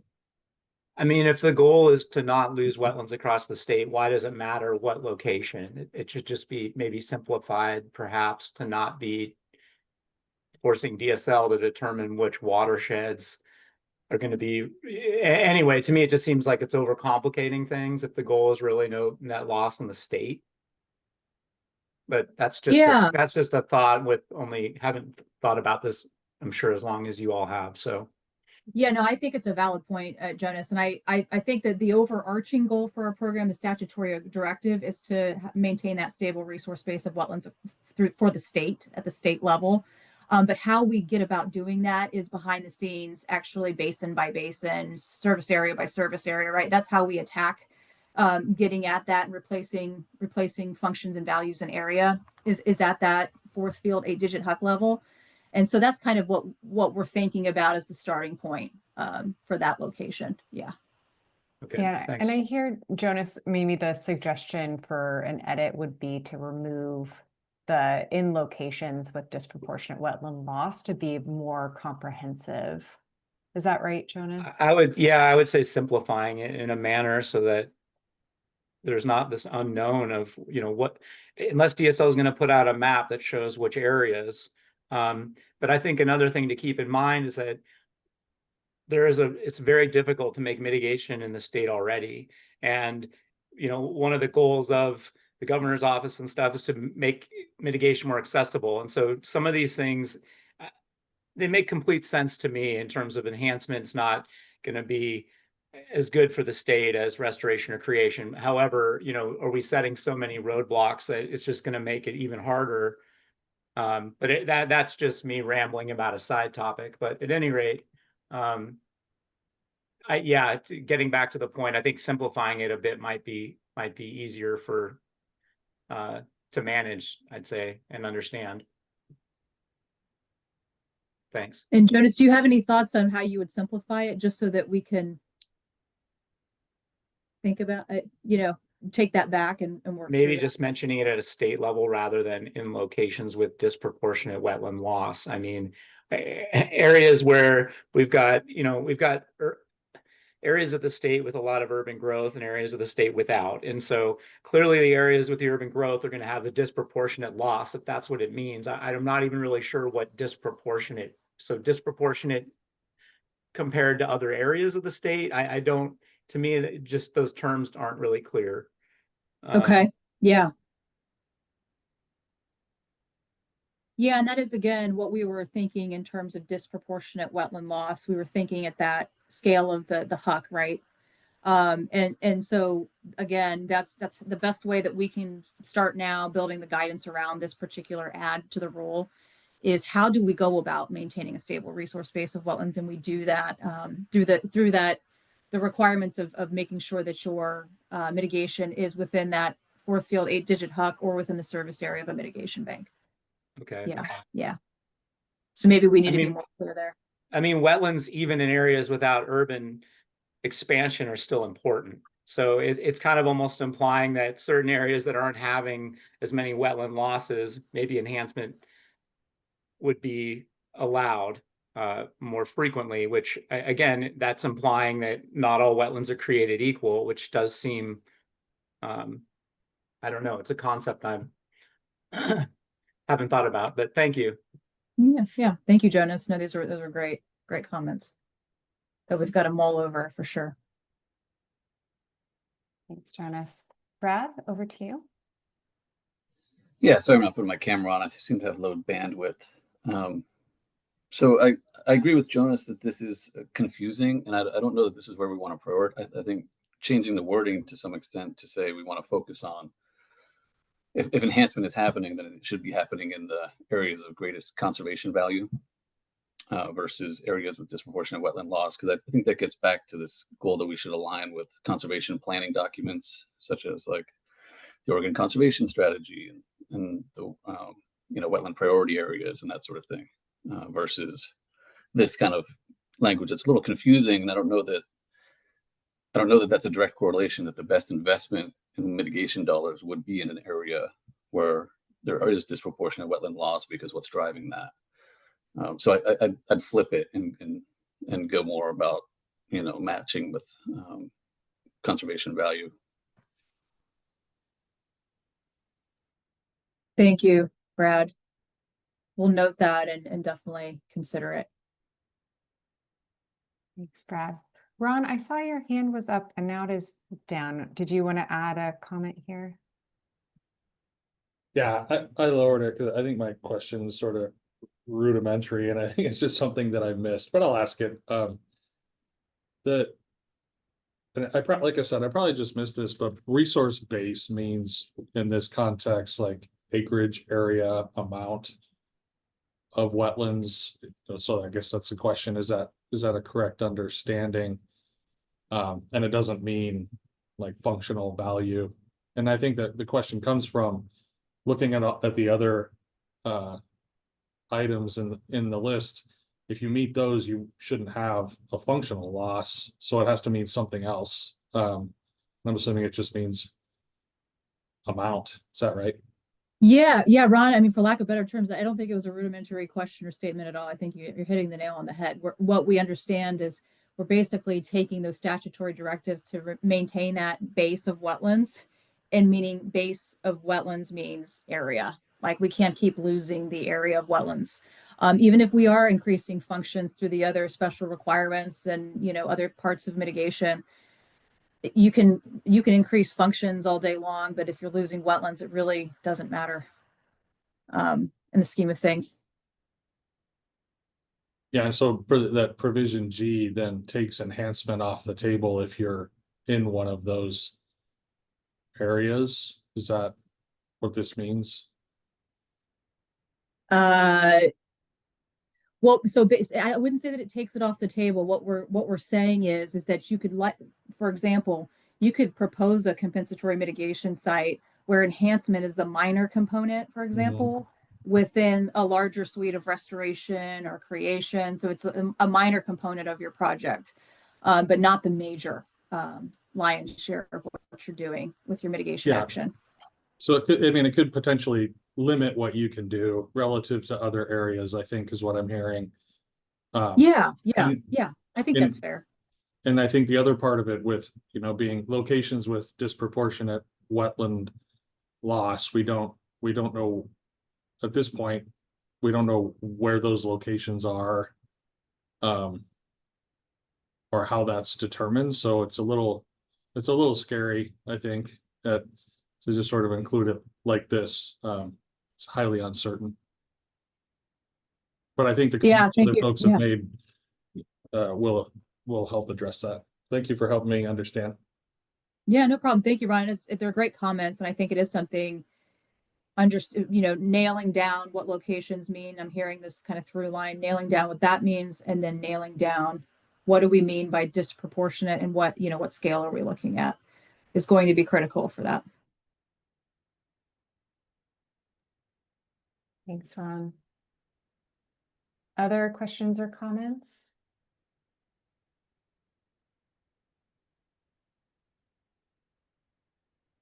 Okay, not seeing any hands go up. I think we can move along. All right, cruising into monitoring requirements for compensatory mitigation. So we are going to add, unlike the other sections, we're going to add a very minor addition to this section 5 here, which is additional monitoring. The department may require modifications to the compensatory mitigation plan, as well as require additional monitoring if the department determines that the compensatory mitigation fails to meet performance standards, replacement acreage requirements, or replace functions and values, or if the compensatory mitigation site is not self-sustaining. So we're proposing to add that last section about a mitigation site not being self-sustaining. And this is because, for example, a compensatory mitigation site may end up meeting all of its performance standards at the end of a monitoring period, due mostly to, for example, last ditch or very recent maintenance efforts. So it's like trying to beautify the site and get it to meet right before and previous to monitoring sign off, the site was not meeting performance standards. And then in year 9 of 10, for example, you come in, someone wants to do a whole bunch of work, but they haven't proven that that mitigation site is necessarily self-sustaining. So this is why we're adding this. We want to reserve as an agency the right to look at that self-sustaining nature of your mitigation site and potentially require more monitoring, to determine whether or not the site is meeting its actual performance standards and is self-sustaining. The broader goal for us is for applicants to create those sites that are truly self-sustaining and won't need much maintenance after, or maintenance or human intervention after the monitoring period expires.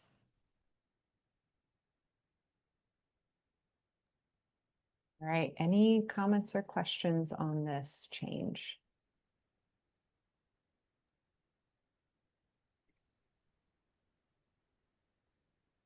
Brian?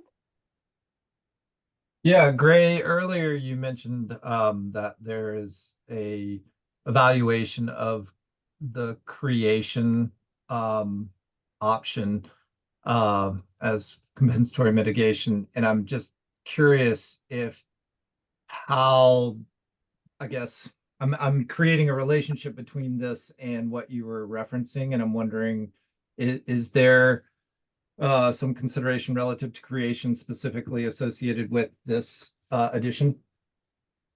Brian, that is a wonderful point, and something DSL, as you could imagine, have been talking about behind the scenes. We know as we can continue to want to, increase resources, we're going to be looking more and more at creation. And for creation, self-sustaining, we're going to be drilling down predominantly to hydrology. We know that sustaining wetland hydrology, for example, in a creation area.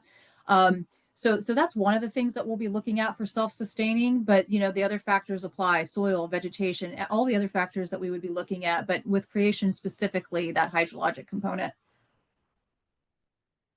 Thank you. Yeah. Thanks, Brian.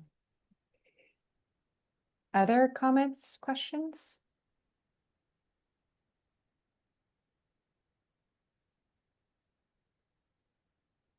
Jonas? Sorry, maybe one of these people that's talking too much and shouldn't, but again, the grayness of like what does self-sustaining mean to you? To me, it's ecological stability, a reduction of maintenance over time. But like all of these plant communities are going through levels of succession and they will change all the time. So I guess it being a little gray in terms of saying it's not self-sustaining, in what aspect? I mean, nothing really is.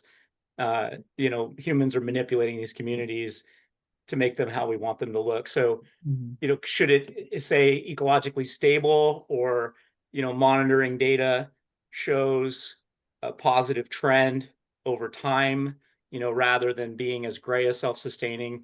I guess that's sort of the only thing that I would suggest here. Yeah, you know what, Jonas, I think that's a really valid point, and maybe something along the lines of DSL considering ecologically sustaining or ecologically adaptable or resilient or something like that. Something along those lines we can definitely consider. I mean, because a prairie would never be considered self-sustaining. So is that now we're avoiding all prairies, and that's an area, and that's an ecological type in the state of Oregon. Yeah. Anyway. Yeah, no, I think it's a really good point. And so I think something along ecologically resilient, adaptable, or something like that. Positive trajectory. I know with the mitigation banks, we like to have the comparison table each year to show that weeds are dropping and native covers increasing. So yeah, maybe a way to work something like that out. Just I think the prairie topic is a tough one, because as a mitigation banker, we don't ever try to make prairie anymore. I make sedge and rush community, something that's got a perennial cover, but over time it's going to get invaded by trees anyway. And and it isn't self-sustaining. You're exactly right. It's not ever. So it's a disturbance. It's a disturbance dominated, habitat. Right. All right. Thank you. Yep. Thanks, Jonas. Dana?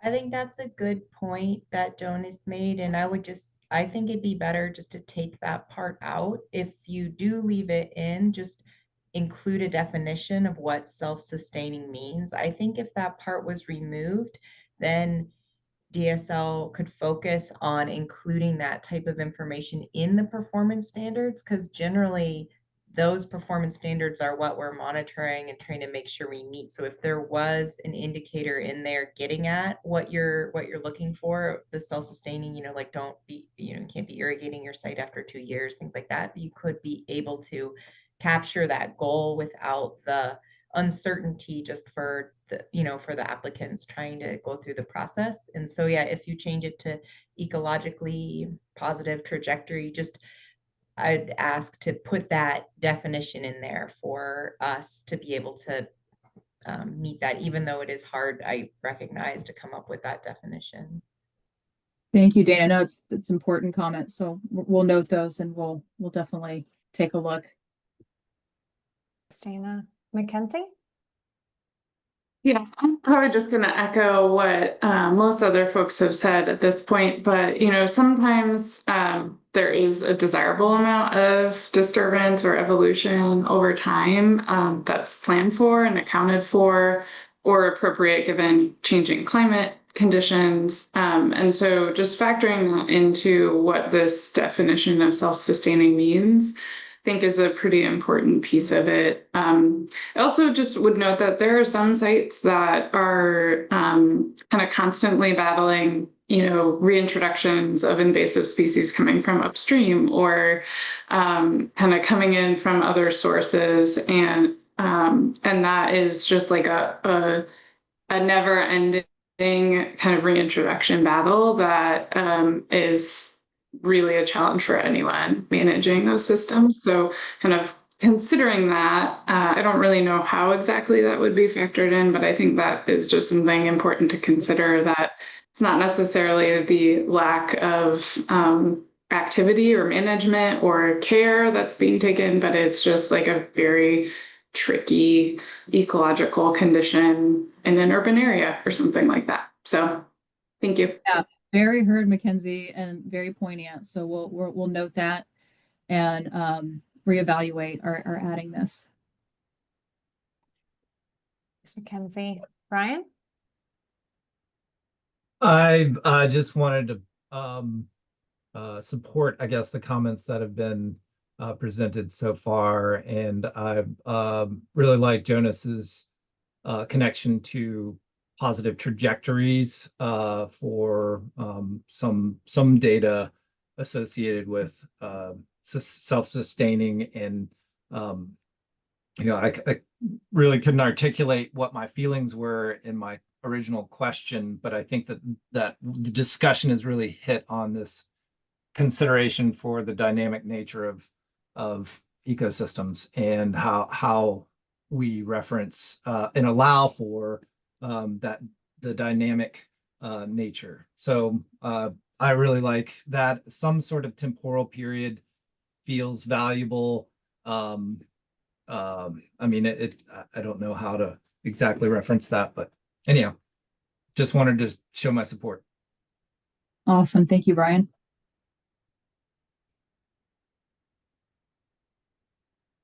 Any other comments or questions on this section?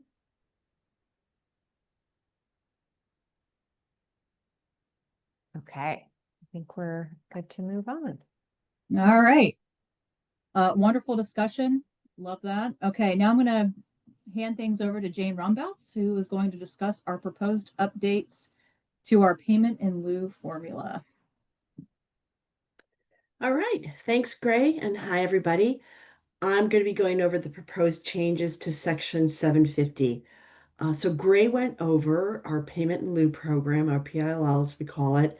And again, in some cases, this is an option to pay money to DSL's removal fill mitigation fund to fulfill their compensatory mitigation obligation for unavoidable impacts. And DSL will use that money to fund a compensatory mitigation project that will offset those impacts. Section 750 covers how a PIL payment is calculated.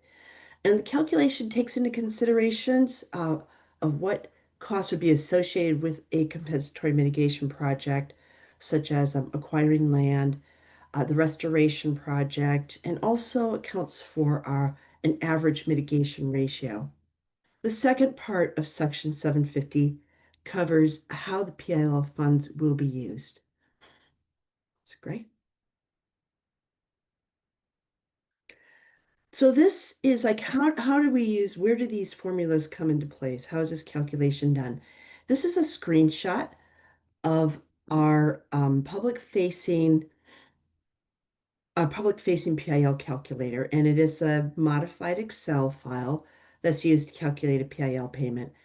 And as I mentioned, the information is put in the calculator related to what expected cost for a project would be. And then you see that blue box there that I've highlighted. That's the mathematical equation that uses the variables entered above to calculate a payment. And we'll look at that equation in a minute. Next slide. And if you continue to scroll down on the calculator, we come to a set of definitions for the variables. And in our proposed rule change in this section, we make some changes to those definitions. Next slide, Gray. And overall, just in general, the changes that we've made in section 750 have kind of two main purposes, and in general are aimed at resolving some of the math and simplifying the math, which will lead to more transparency, and also will add more flexibility moving forward to refine how costs are calculated and better reflect what a project will cost.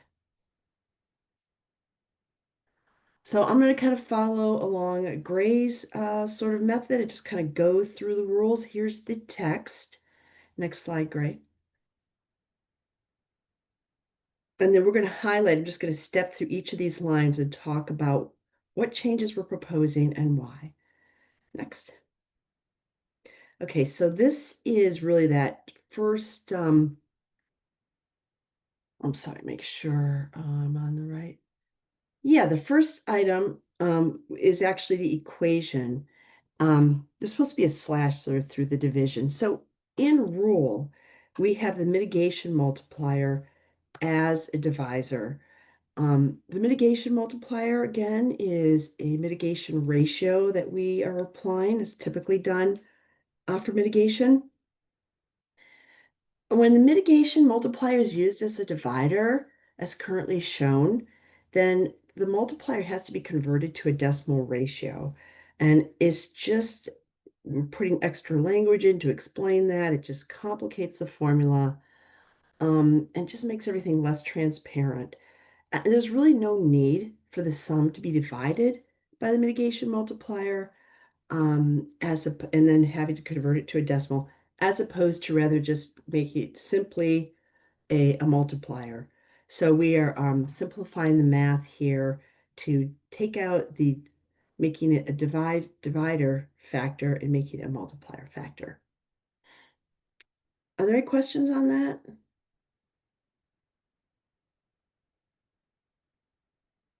Not seeing any hands go up. Great. So next slide. And so then we get to the definition of administrative cost.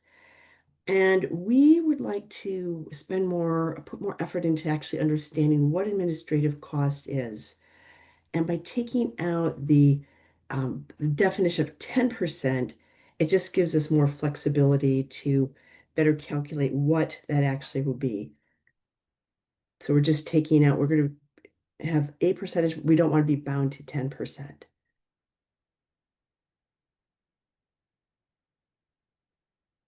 Any questions on that change?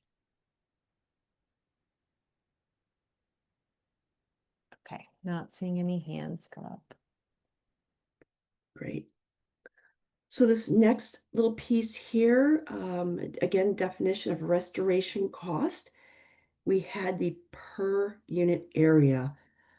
And if you look at some of the other variables there, we want to keep the variable units the same.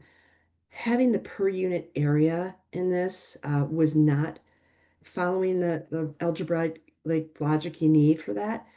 So we just took that out. So we're still really keeping all that basically the same, but just removing the per unit area. Yeah, Becky has a question.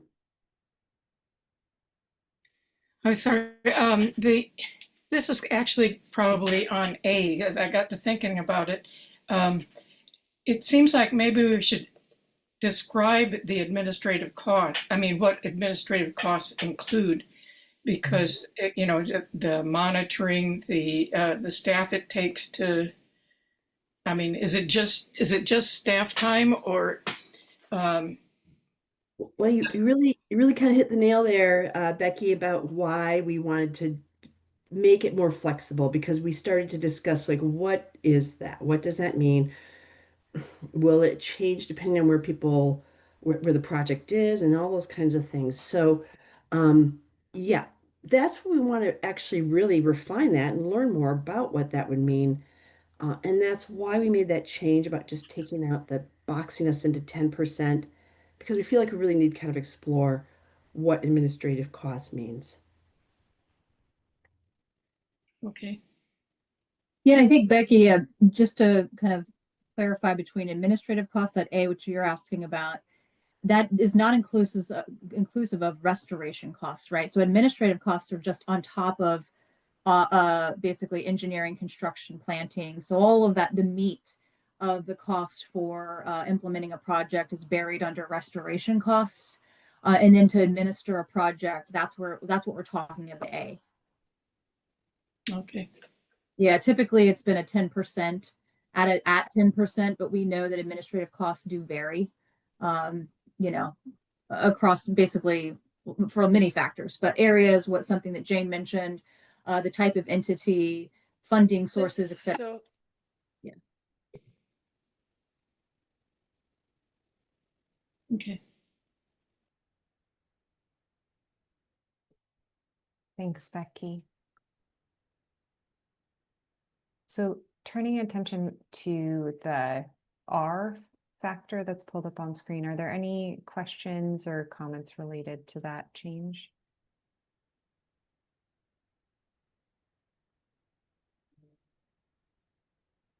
Not seeing anyone raise hands, so I think we can keep moving.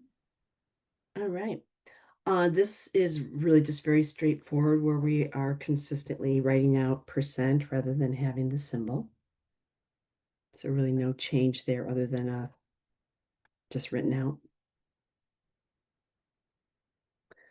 And again, trying to keep the unit consistent in the equation, removing area out of our definition on the mitigation multiplier. Any questions on that change?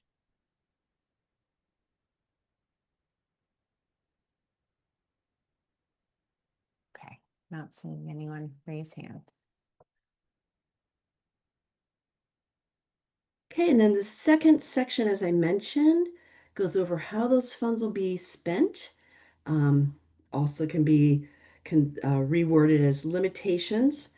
And there's just one change here again that allows us more flexibility on how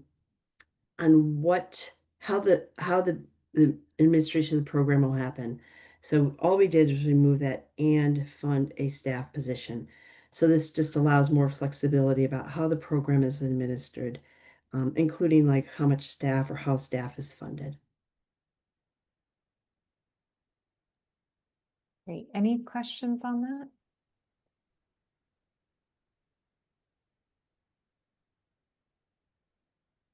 Okay.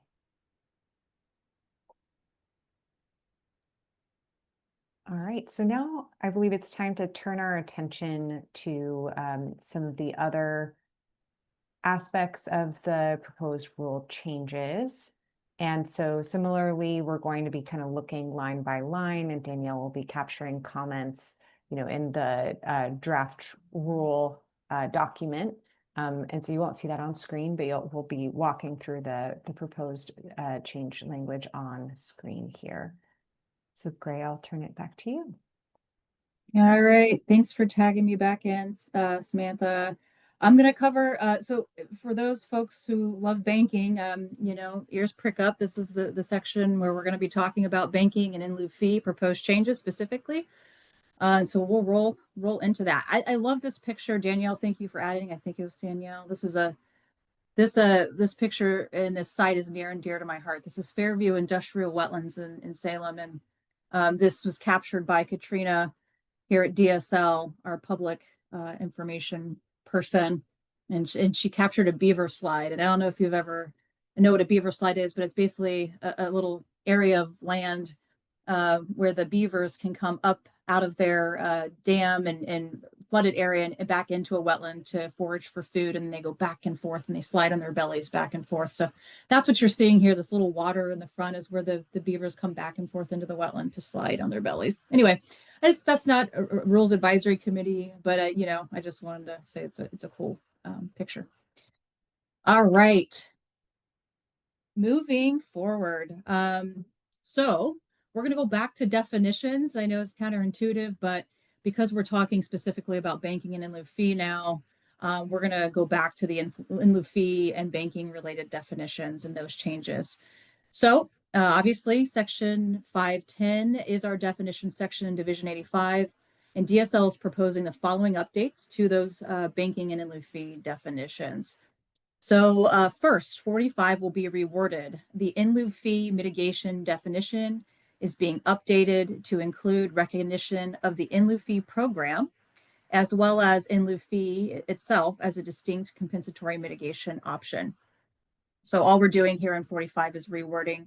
We're saying in lieu fee program or in lieu fee mitigation means a mitigation option.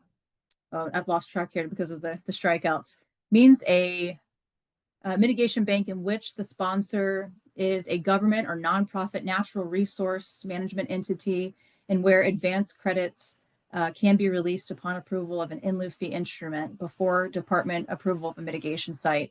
An in lieu fee mitigation, a single in lieu fee instrument, may provide for future authorization of additional mitigation sites. Basically just modifying that definition to be more clear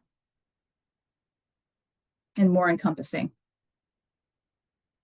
All right, the next, Before we move on, just want to check if there are any questions or comments on that first definition, number 45.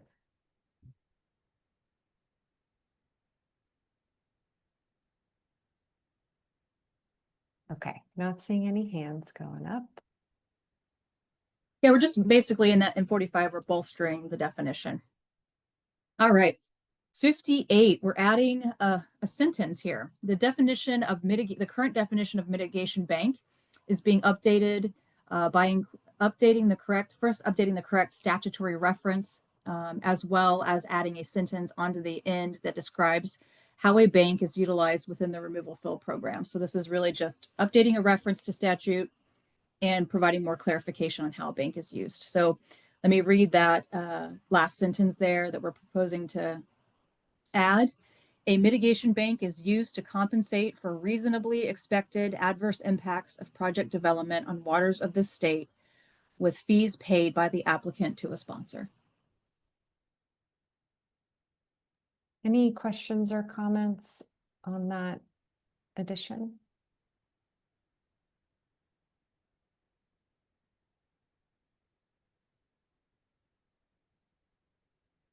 One clarifying question, kind of building off of Brian's comment in the chat, is the need to capitalize waters of the state. Would that apply in this case too?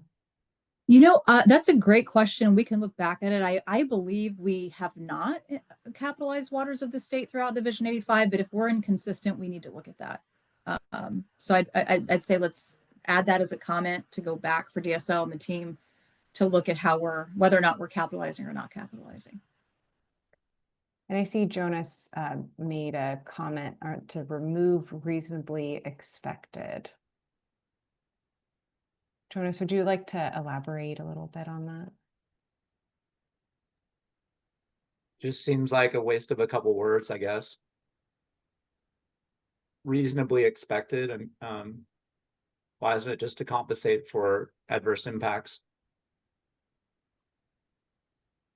I think it's a valid point, Jonas. So we'll take a look at it for sure. Yep. Right. Thanks, Jonas. Any other comments, questions? Okay, back to you, Gray. Okay. The current definition of mitigation bank instrument is being updated to add a sentence that specifies that a mitigation bank instrument can be created for an individual bank, an umbrella bank program, or an in lieu fee mitigation program.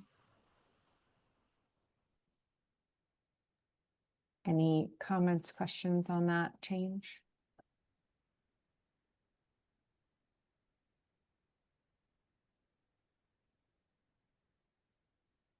Okay, not seeing any hands go up. Oh, Sue, I see there's a comment here, extra space in 45 between mitigation bank and in which. Thank you, Sue. Thanks for flagging.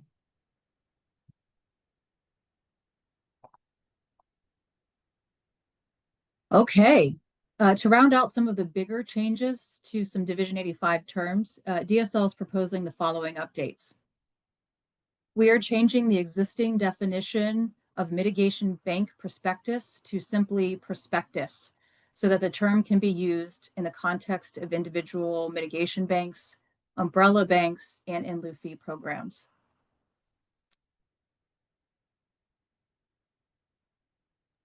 Any questions or comments here on the prospectus piece?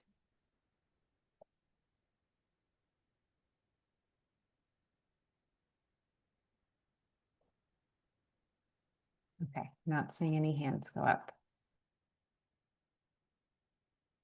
Okay, moving forward. The definition of sponsor was previously included in Division 85 definitions as mitigation bank sponsor.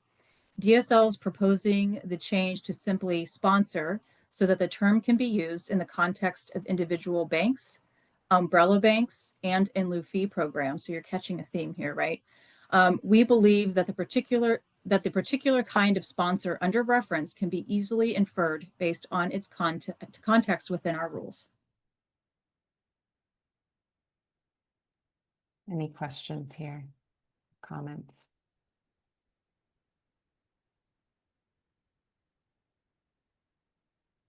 Okay, not seeing any. Keep moving. All right. We are proposing to add the term and definition for umbrella mitigation bank. This is a term that has been used in compensatory mitigation vernacular for a while now, especially since the enactment of the 2008 mitigation rule, and differs from an individual mitigation bank. Under an umbrella mitigation bank, multiple compensatory mitigation sites can be approved and added under the umbrella banking instrument. So basically with this add, DSL is just recognizing that this term exists and is used and is separate from mitigation bank, an individual mitigation bank site. Right. Any comments or questions on the umbrella mitigation bank definition?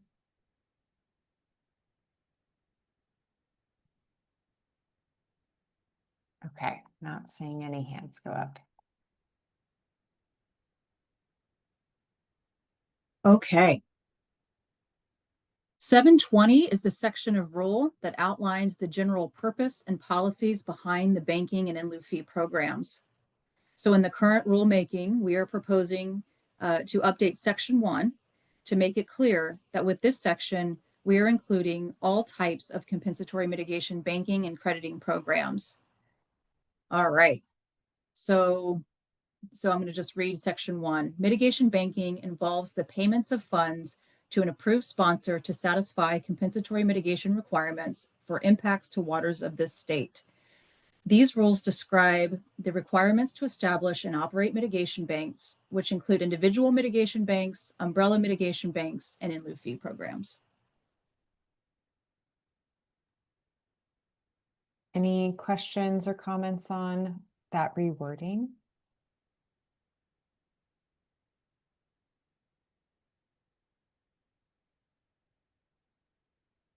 Okay, not seeing any hands. We are also proposing to include a new last sentence to section 1. This sentence has been moved from section 745, where it previously resided. The goal with this move and other proposed changes that I'll soon go over is to concentrate both bank and in lieu fee specific rules together so that DSL staff and the public do not need to look in separate sections of state rule to determine requirements. And so I'm going to read that last sentence. The department may limit the number and type of in lieu fee sponsors. And this is not this isn't a reach. This is just coming from another section of rule.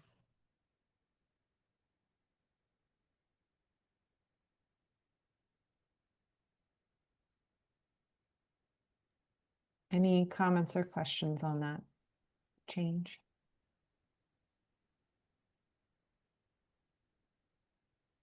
Okay, not seeing anyone jumping in here. All right. Finally, DSL is proposing to add a subsection under Section 4 so that consistency is maintained between rule and statute in regards to the statutory directive to establish the opportunity to increase wetland resources by encouraging wetland restoration and creation where appropriate. And as we've been saying throughout today, DSL interprets as appropriate to mean those locations where there have been disproportionate wetland losses. In these locations, restoration and creation become the more appropriate compensatory mitigation methods because they lead to net wetland gains in both area and functions and values. So we are proposing the following addition to Section 4. Increasing wetland resources through restoration and creation in areas where cumulative loss of wetlands have occurred.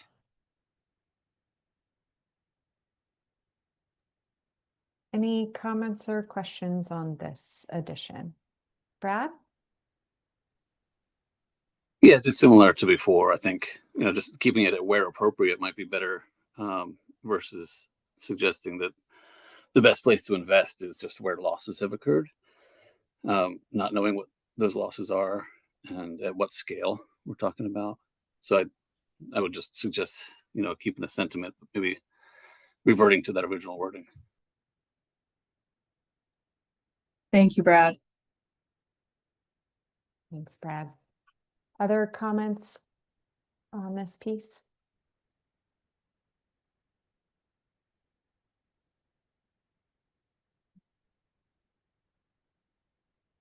Okay, not seeing anyone jump in. We can keep moving. Okay. Wow, we're adding so much to the notes. Section 725 is the section of rule that outlines the stepwise process for establishing compensatory mitigation banks, umbrella banks, and in lieu fee programs. In general, we are proposing to restructure this section of rule to distinguish between the establishment requirements and process for the three types of credit generating compensatory mitigation programs DSL reviews and approves. And those are, again, individual mitigation banks, umbrella banks, and in lieu fee programs. This restructuring is necessary because existing rule language addresses only the establishment requirements and process for individual banks. For some added context behind this slate of proposed rule updates that we're going to go over, DSL is in the process of reviewing our first statewide umbrella conservation and mitigation bank. It was during our review of this umbrella bank that we realized that sponsors needed more clarity from DSL on what information they needed to provide us. Simply put, we currently do not have specific document or process requirements for umbrella banks or in lieu fee programs in our rule. Until now, we have been leaning on the existing rule requirements for individual mitigation banks. The first proposed change of note is to Section 3 of this rule, and we are proposing to add language that clarifies that all prospectus content requirements in this section are for individual banks only.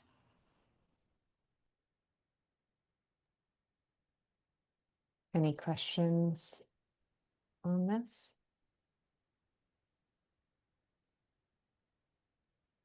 Okay, we can keep moving. Okay, lots of adds here. We are proposing to add Section 4 to 725.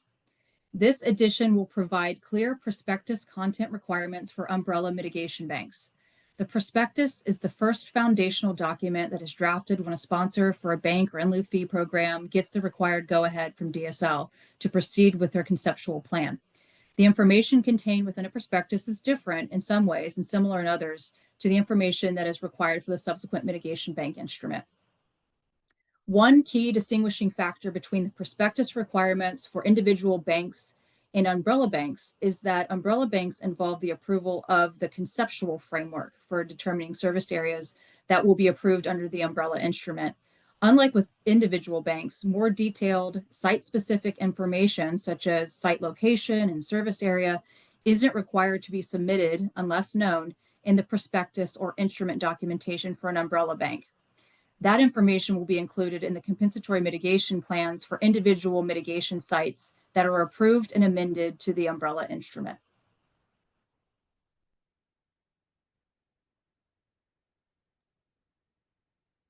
Any questions on this addition or comments?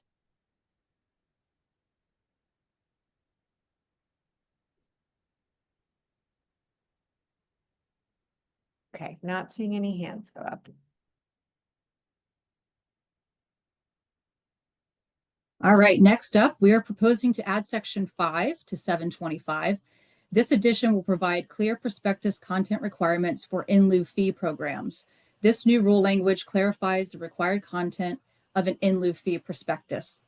As I mentioned on the previous slide for umbrella banks, one key distinguishing factor between individual banks and in lieu fee programs is that the in lieu fee programs involve the approval of a conceptual framework for determining service areas that will be approved under the in lieu fee program instrument. Unlike with individual banks, more detailed site-specific information isn't required to be submitted unless known in the prospectus or instrument documentation for in lieu fee programs. That information will be included in the compensatory mitigation plans for individual mitigation sites that are approved and amended to the in lieu fee program instrument. Any questions or comments here?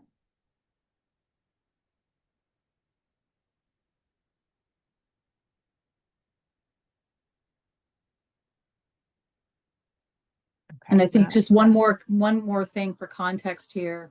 What is completely unique to the in lieu fee program that is not within the banking or umbrella banking program is the option to receive an advanced credit release in particular service areas, which we mentioned earlier in the day.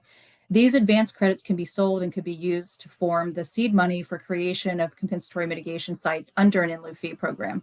This is why you will particularly see that DSL is proposing to add subsection C, which requires sponsors to submit proposed service areas for advanced credit sales, along with the planning framework for identifying and securing future mitigation sites within each of these service areas.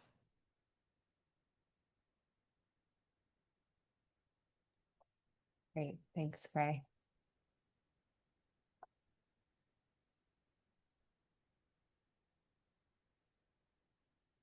Okay. Section 12 of the existing 725 section of rule states that a mitigation bank instrument could be used as the removal fill permit application. With the current rulemaking, DSL is proposing to remove this option. We are proposing this change for a few important reasons. Does anyone want to guess why we might be wanting to remove the option to utilize a bank instrument as the permit application?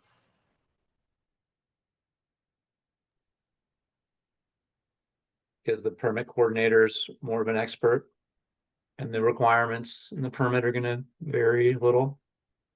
Yeah, absolutely. I mean, that's a big one, Jonas. We want to we think it is important at DSL to keep the permitting experts handling the permit aspect of the mitigation bank or mitigation site. They are the experts. The mitigation specialists are not. We handle the banking instrument and review of that. So we're more of the establishment folks, getting the bank established through the IRT process, while the permitter, the aquatic resource coordinator, is the permit expert. So that's a very key reason why. Another one is that since we've had this rule, this section of rule, no sponsor has utilized this option.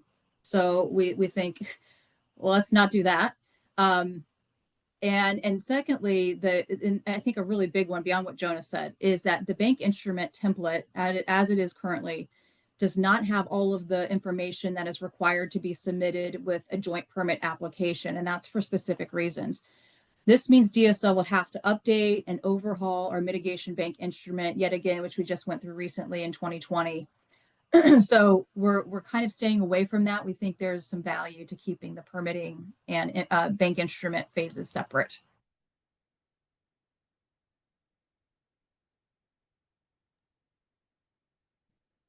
Thanks, Gray. Any questions or comments on that wording update?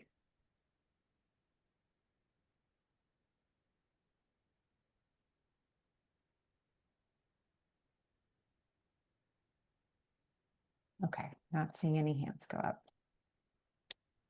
All right. Finally, we are proposing to add section 12, subsection M, to clarify that information is required, or what information is required to be submitted with an in lieu fee program specific mitigation bank instrument.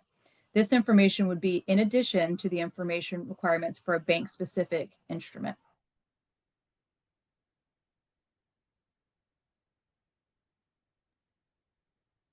Any questions or comments on these changes here?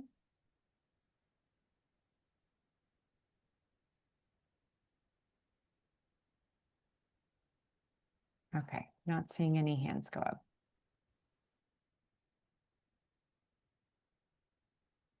Okay, section 730 sets forth how mitigation credits are established.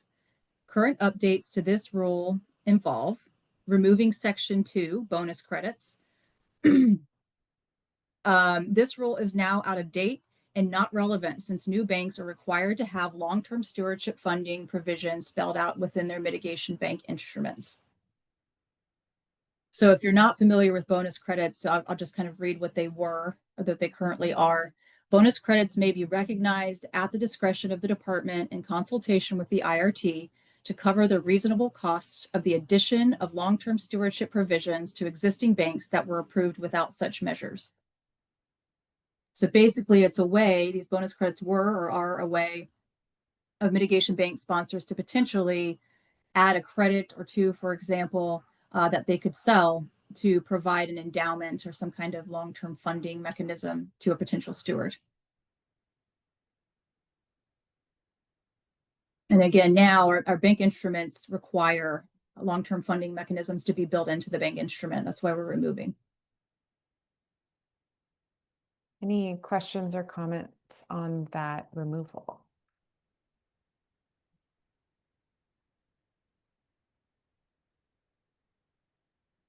Okay, not seeing any hands go up or comments in the chat. Okay, and then finally, we are proposing to remove section 4, wetland credits for non-wetland waters. And I'll just read that. Wetland credits for non-wetland areas. The department may recognize wetland credits for improvement of non-wetlands, such as in-stream channel habitat, riparian floodplains, non-wetland inclusions in wetland upland mosaics, and other ecosystem components that provide ecological benefits to a larger wetland bank. And we are removing this section of our rule since we are proposing, as Mel went through in the last two Rule Advisory Committee meetings, we're proposing a robust stream crediting system, which will include buffer crediting. All right, any questions on that removal or comments?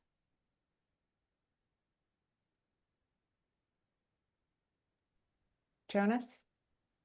I mean, I know, we already get upland buffer credit on wetland mitigation sites. And I know that that removing this is not implying that buffer credits at 10-1, which is the typical ratio, wouldn't be affected, I'm guessing.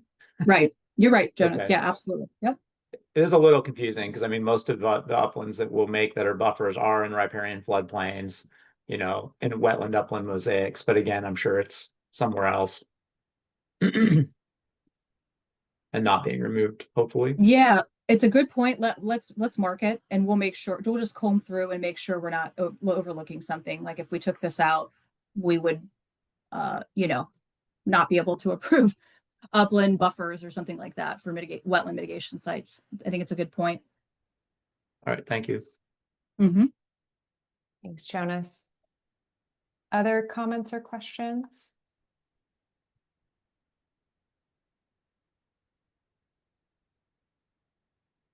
Okay, not seeing any other hands.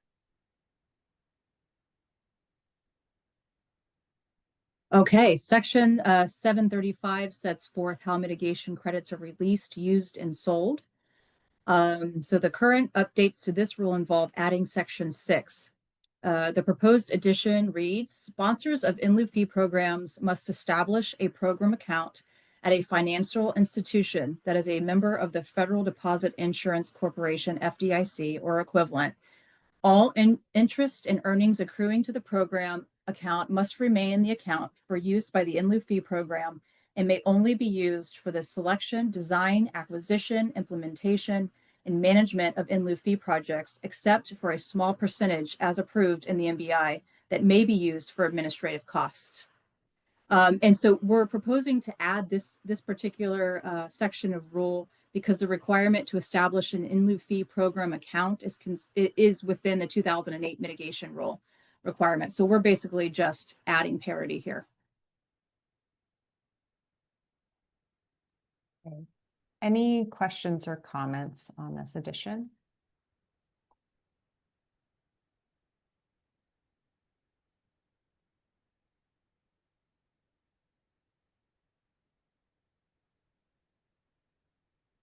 Okay, not seeing anyone raise their hand. All right. I think we've made it to the last section, folks. You did it. You did it. All right. So section 740 sets forth how mitigation banks are authorized in general terms. Key proposed updates to this rule involve removing those pieces of existing rule language that allows the mitigation bank instrument to be used as the removal fill permit application. And we covered the reasons why DSL is proposing to disallow this option during our previous discussion of 725 section 12, which was the process for establishing mitigation banks. Right. Any questions or comments on this, these changes here?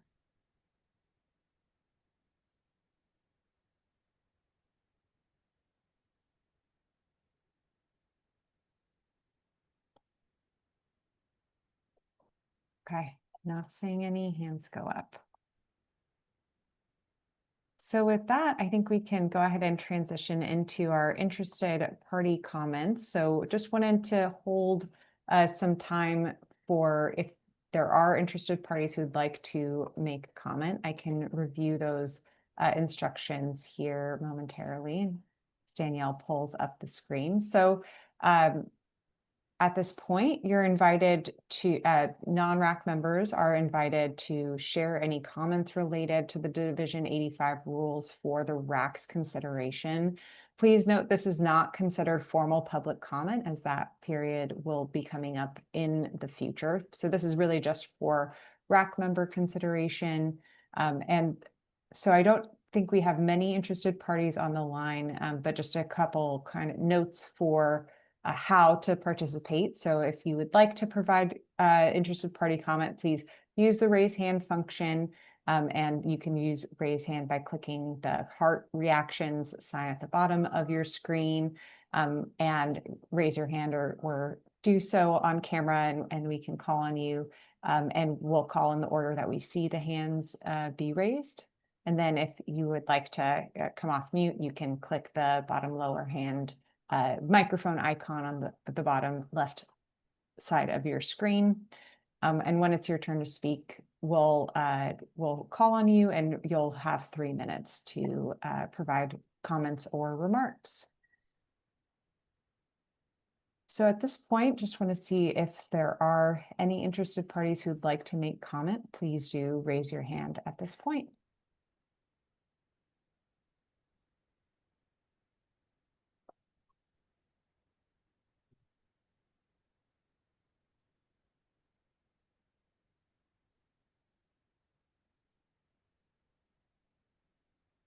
Okay, I'm not seeing any hands go up, so I think we're okay to keep moving. And I'll pass it to Danielle to share a little bit more about our next and final meeting. So over to you, Danielle. Thank you very much. So congratulations, folks, on getting through the rule text.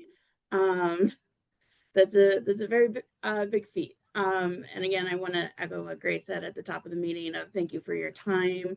We really appreciate your participation. We couldn't do this without y'all. So our next RAC meeting is August 6th. The meeting materials will be sent by July 30th with a list of topics to be discussed, but I wanted to go over those quickly now. is that we've been keeping track of major comments throughout this process. And there have been things where we may have said, oh, we need to go back and discuss that internally. So we're actually going to go over those at the next meeting and just provide resolution to some outstanding comments that we may have. Additionally, we'll be reviewing the fiscal and economic impact statement that goes into the notice of proposed rulemaking. It is a required component for that, and it is something that statutorily we need to have the RAC review and provide feedback on. And what that impact statement is like, how does it impact those affected by the rules? You know, does it affect other state agencies, local governments, and just the general public, and how? And then we'll also be sending out a worksheet for a racial equity statement. Each agency for rulemaking is required to provide a statement on how proposed changes to these rules will impact racial equity within the state.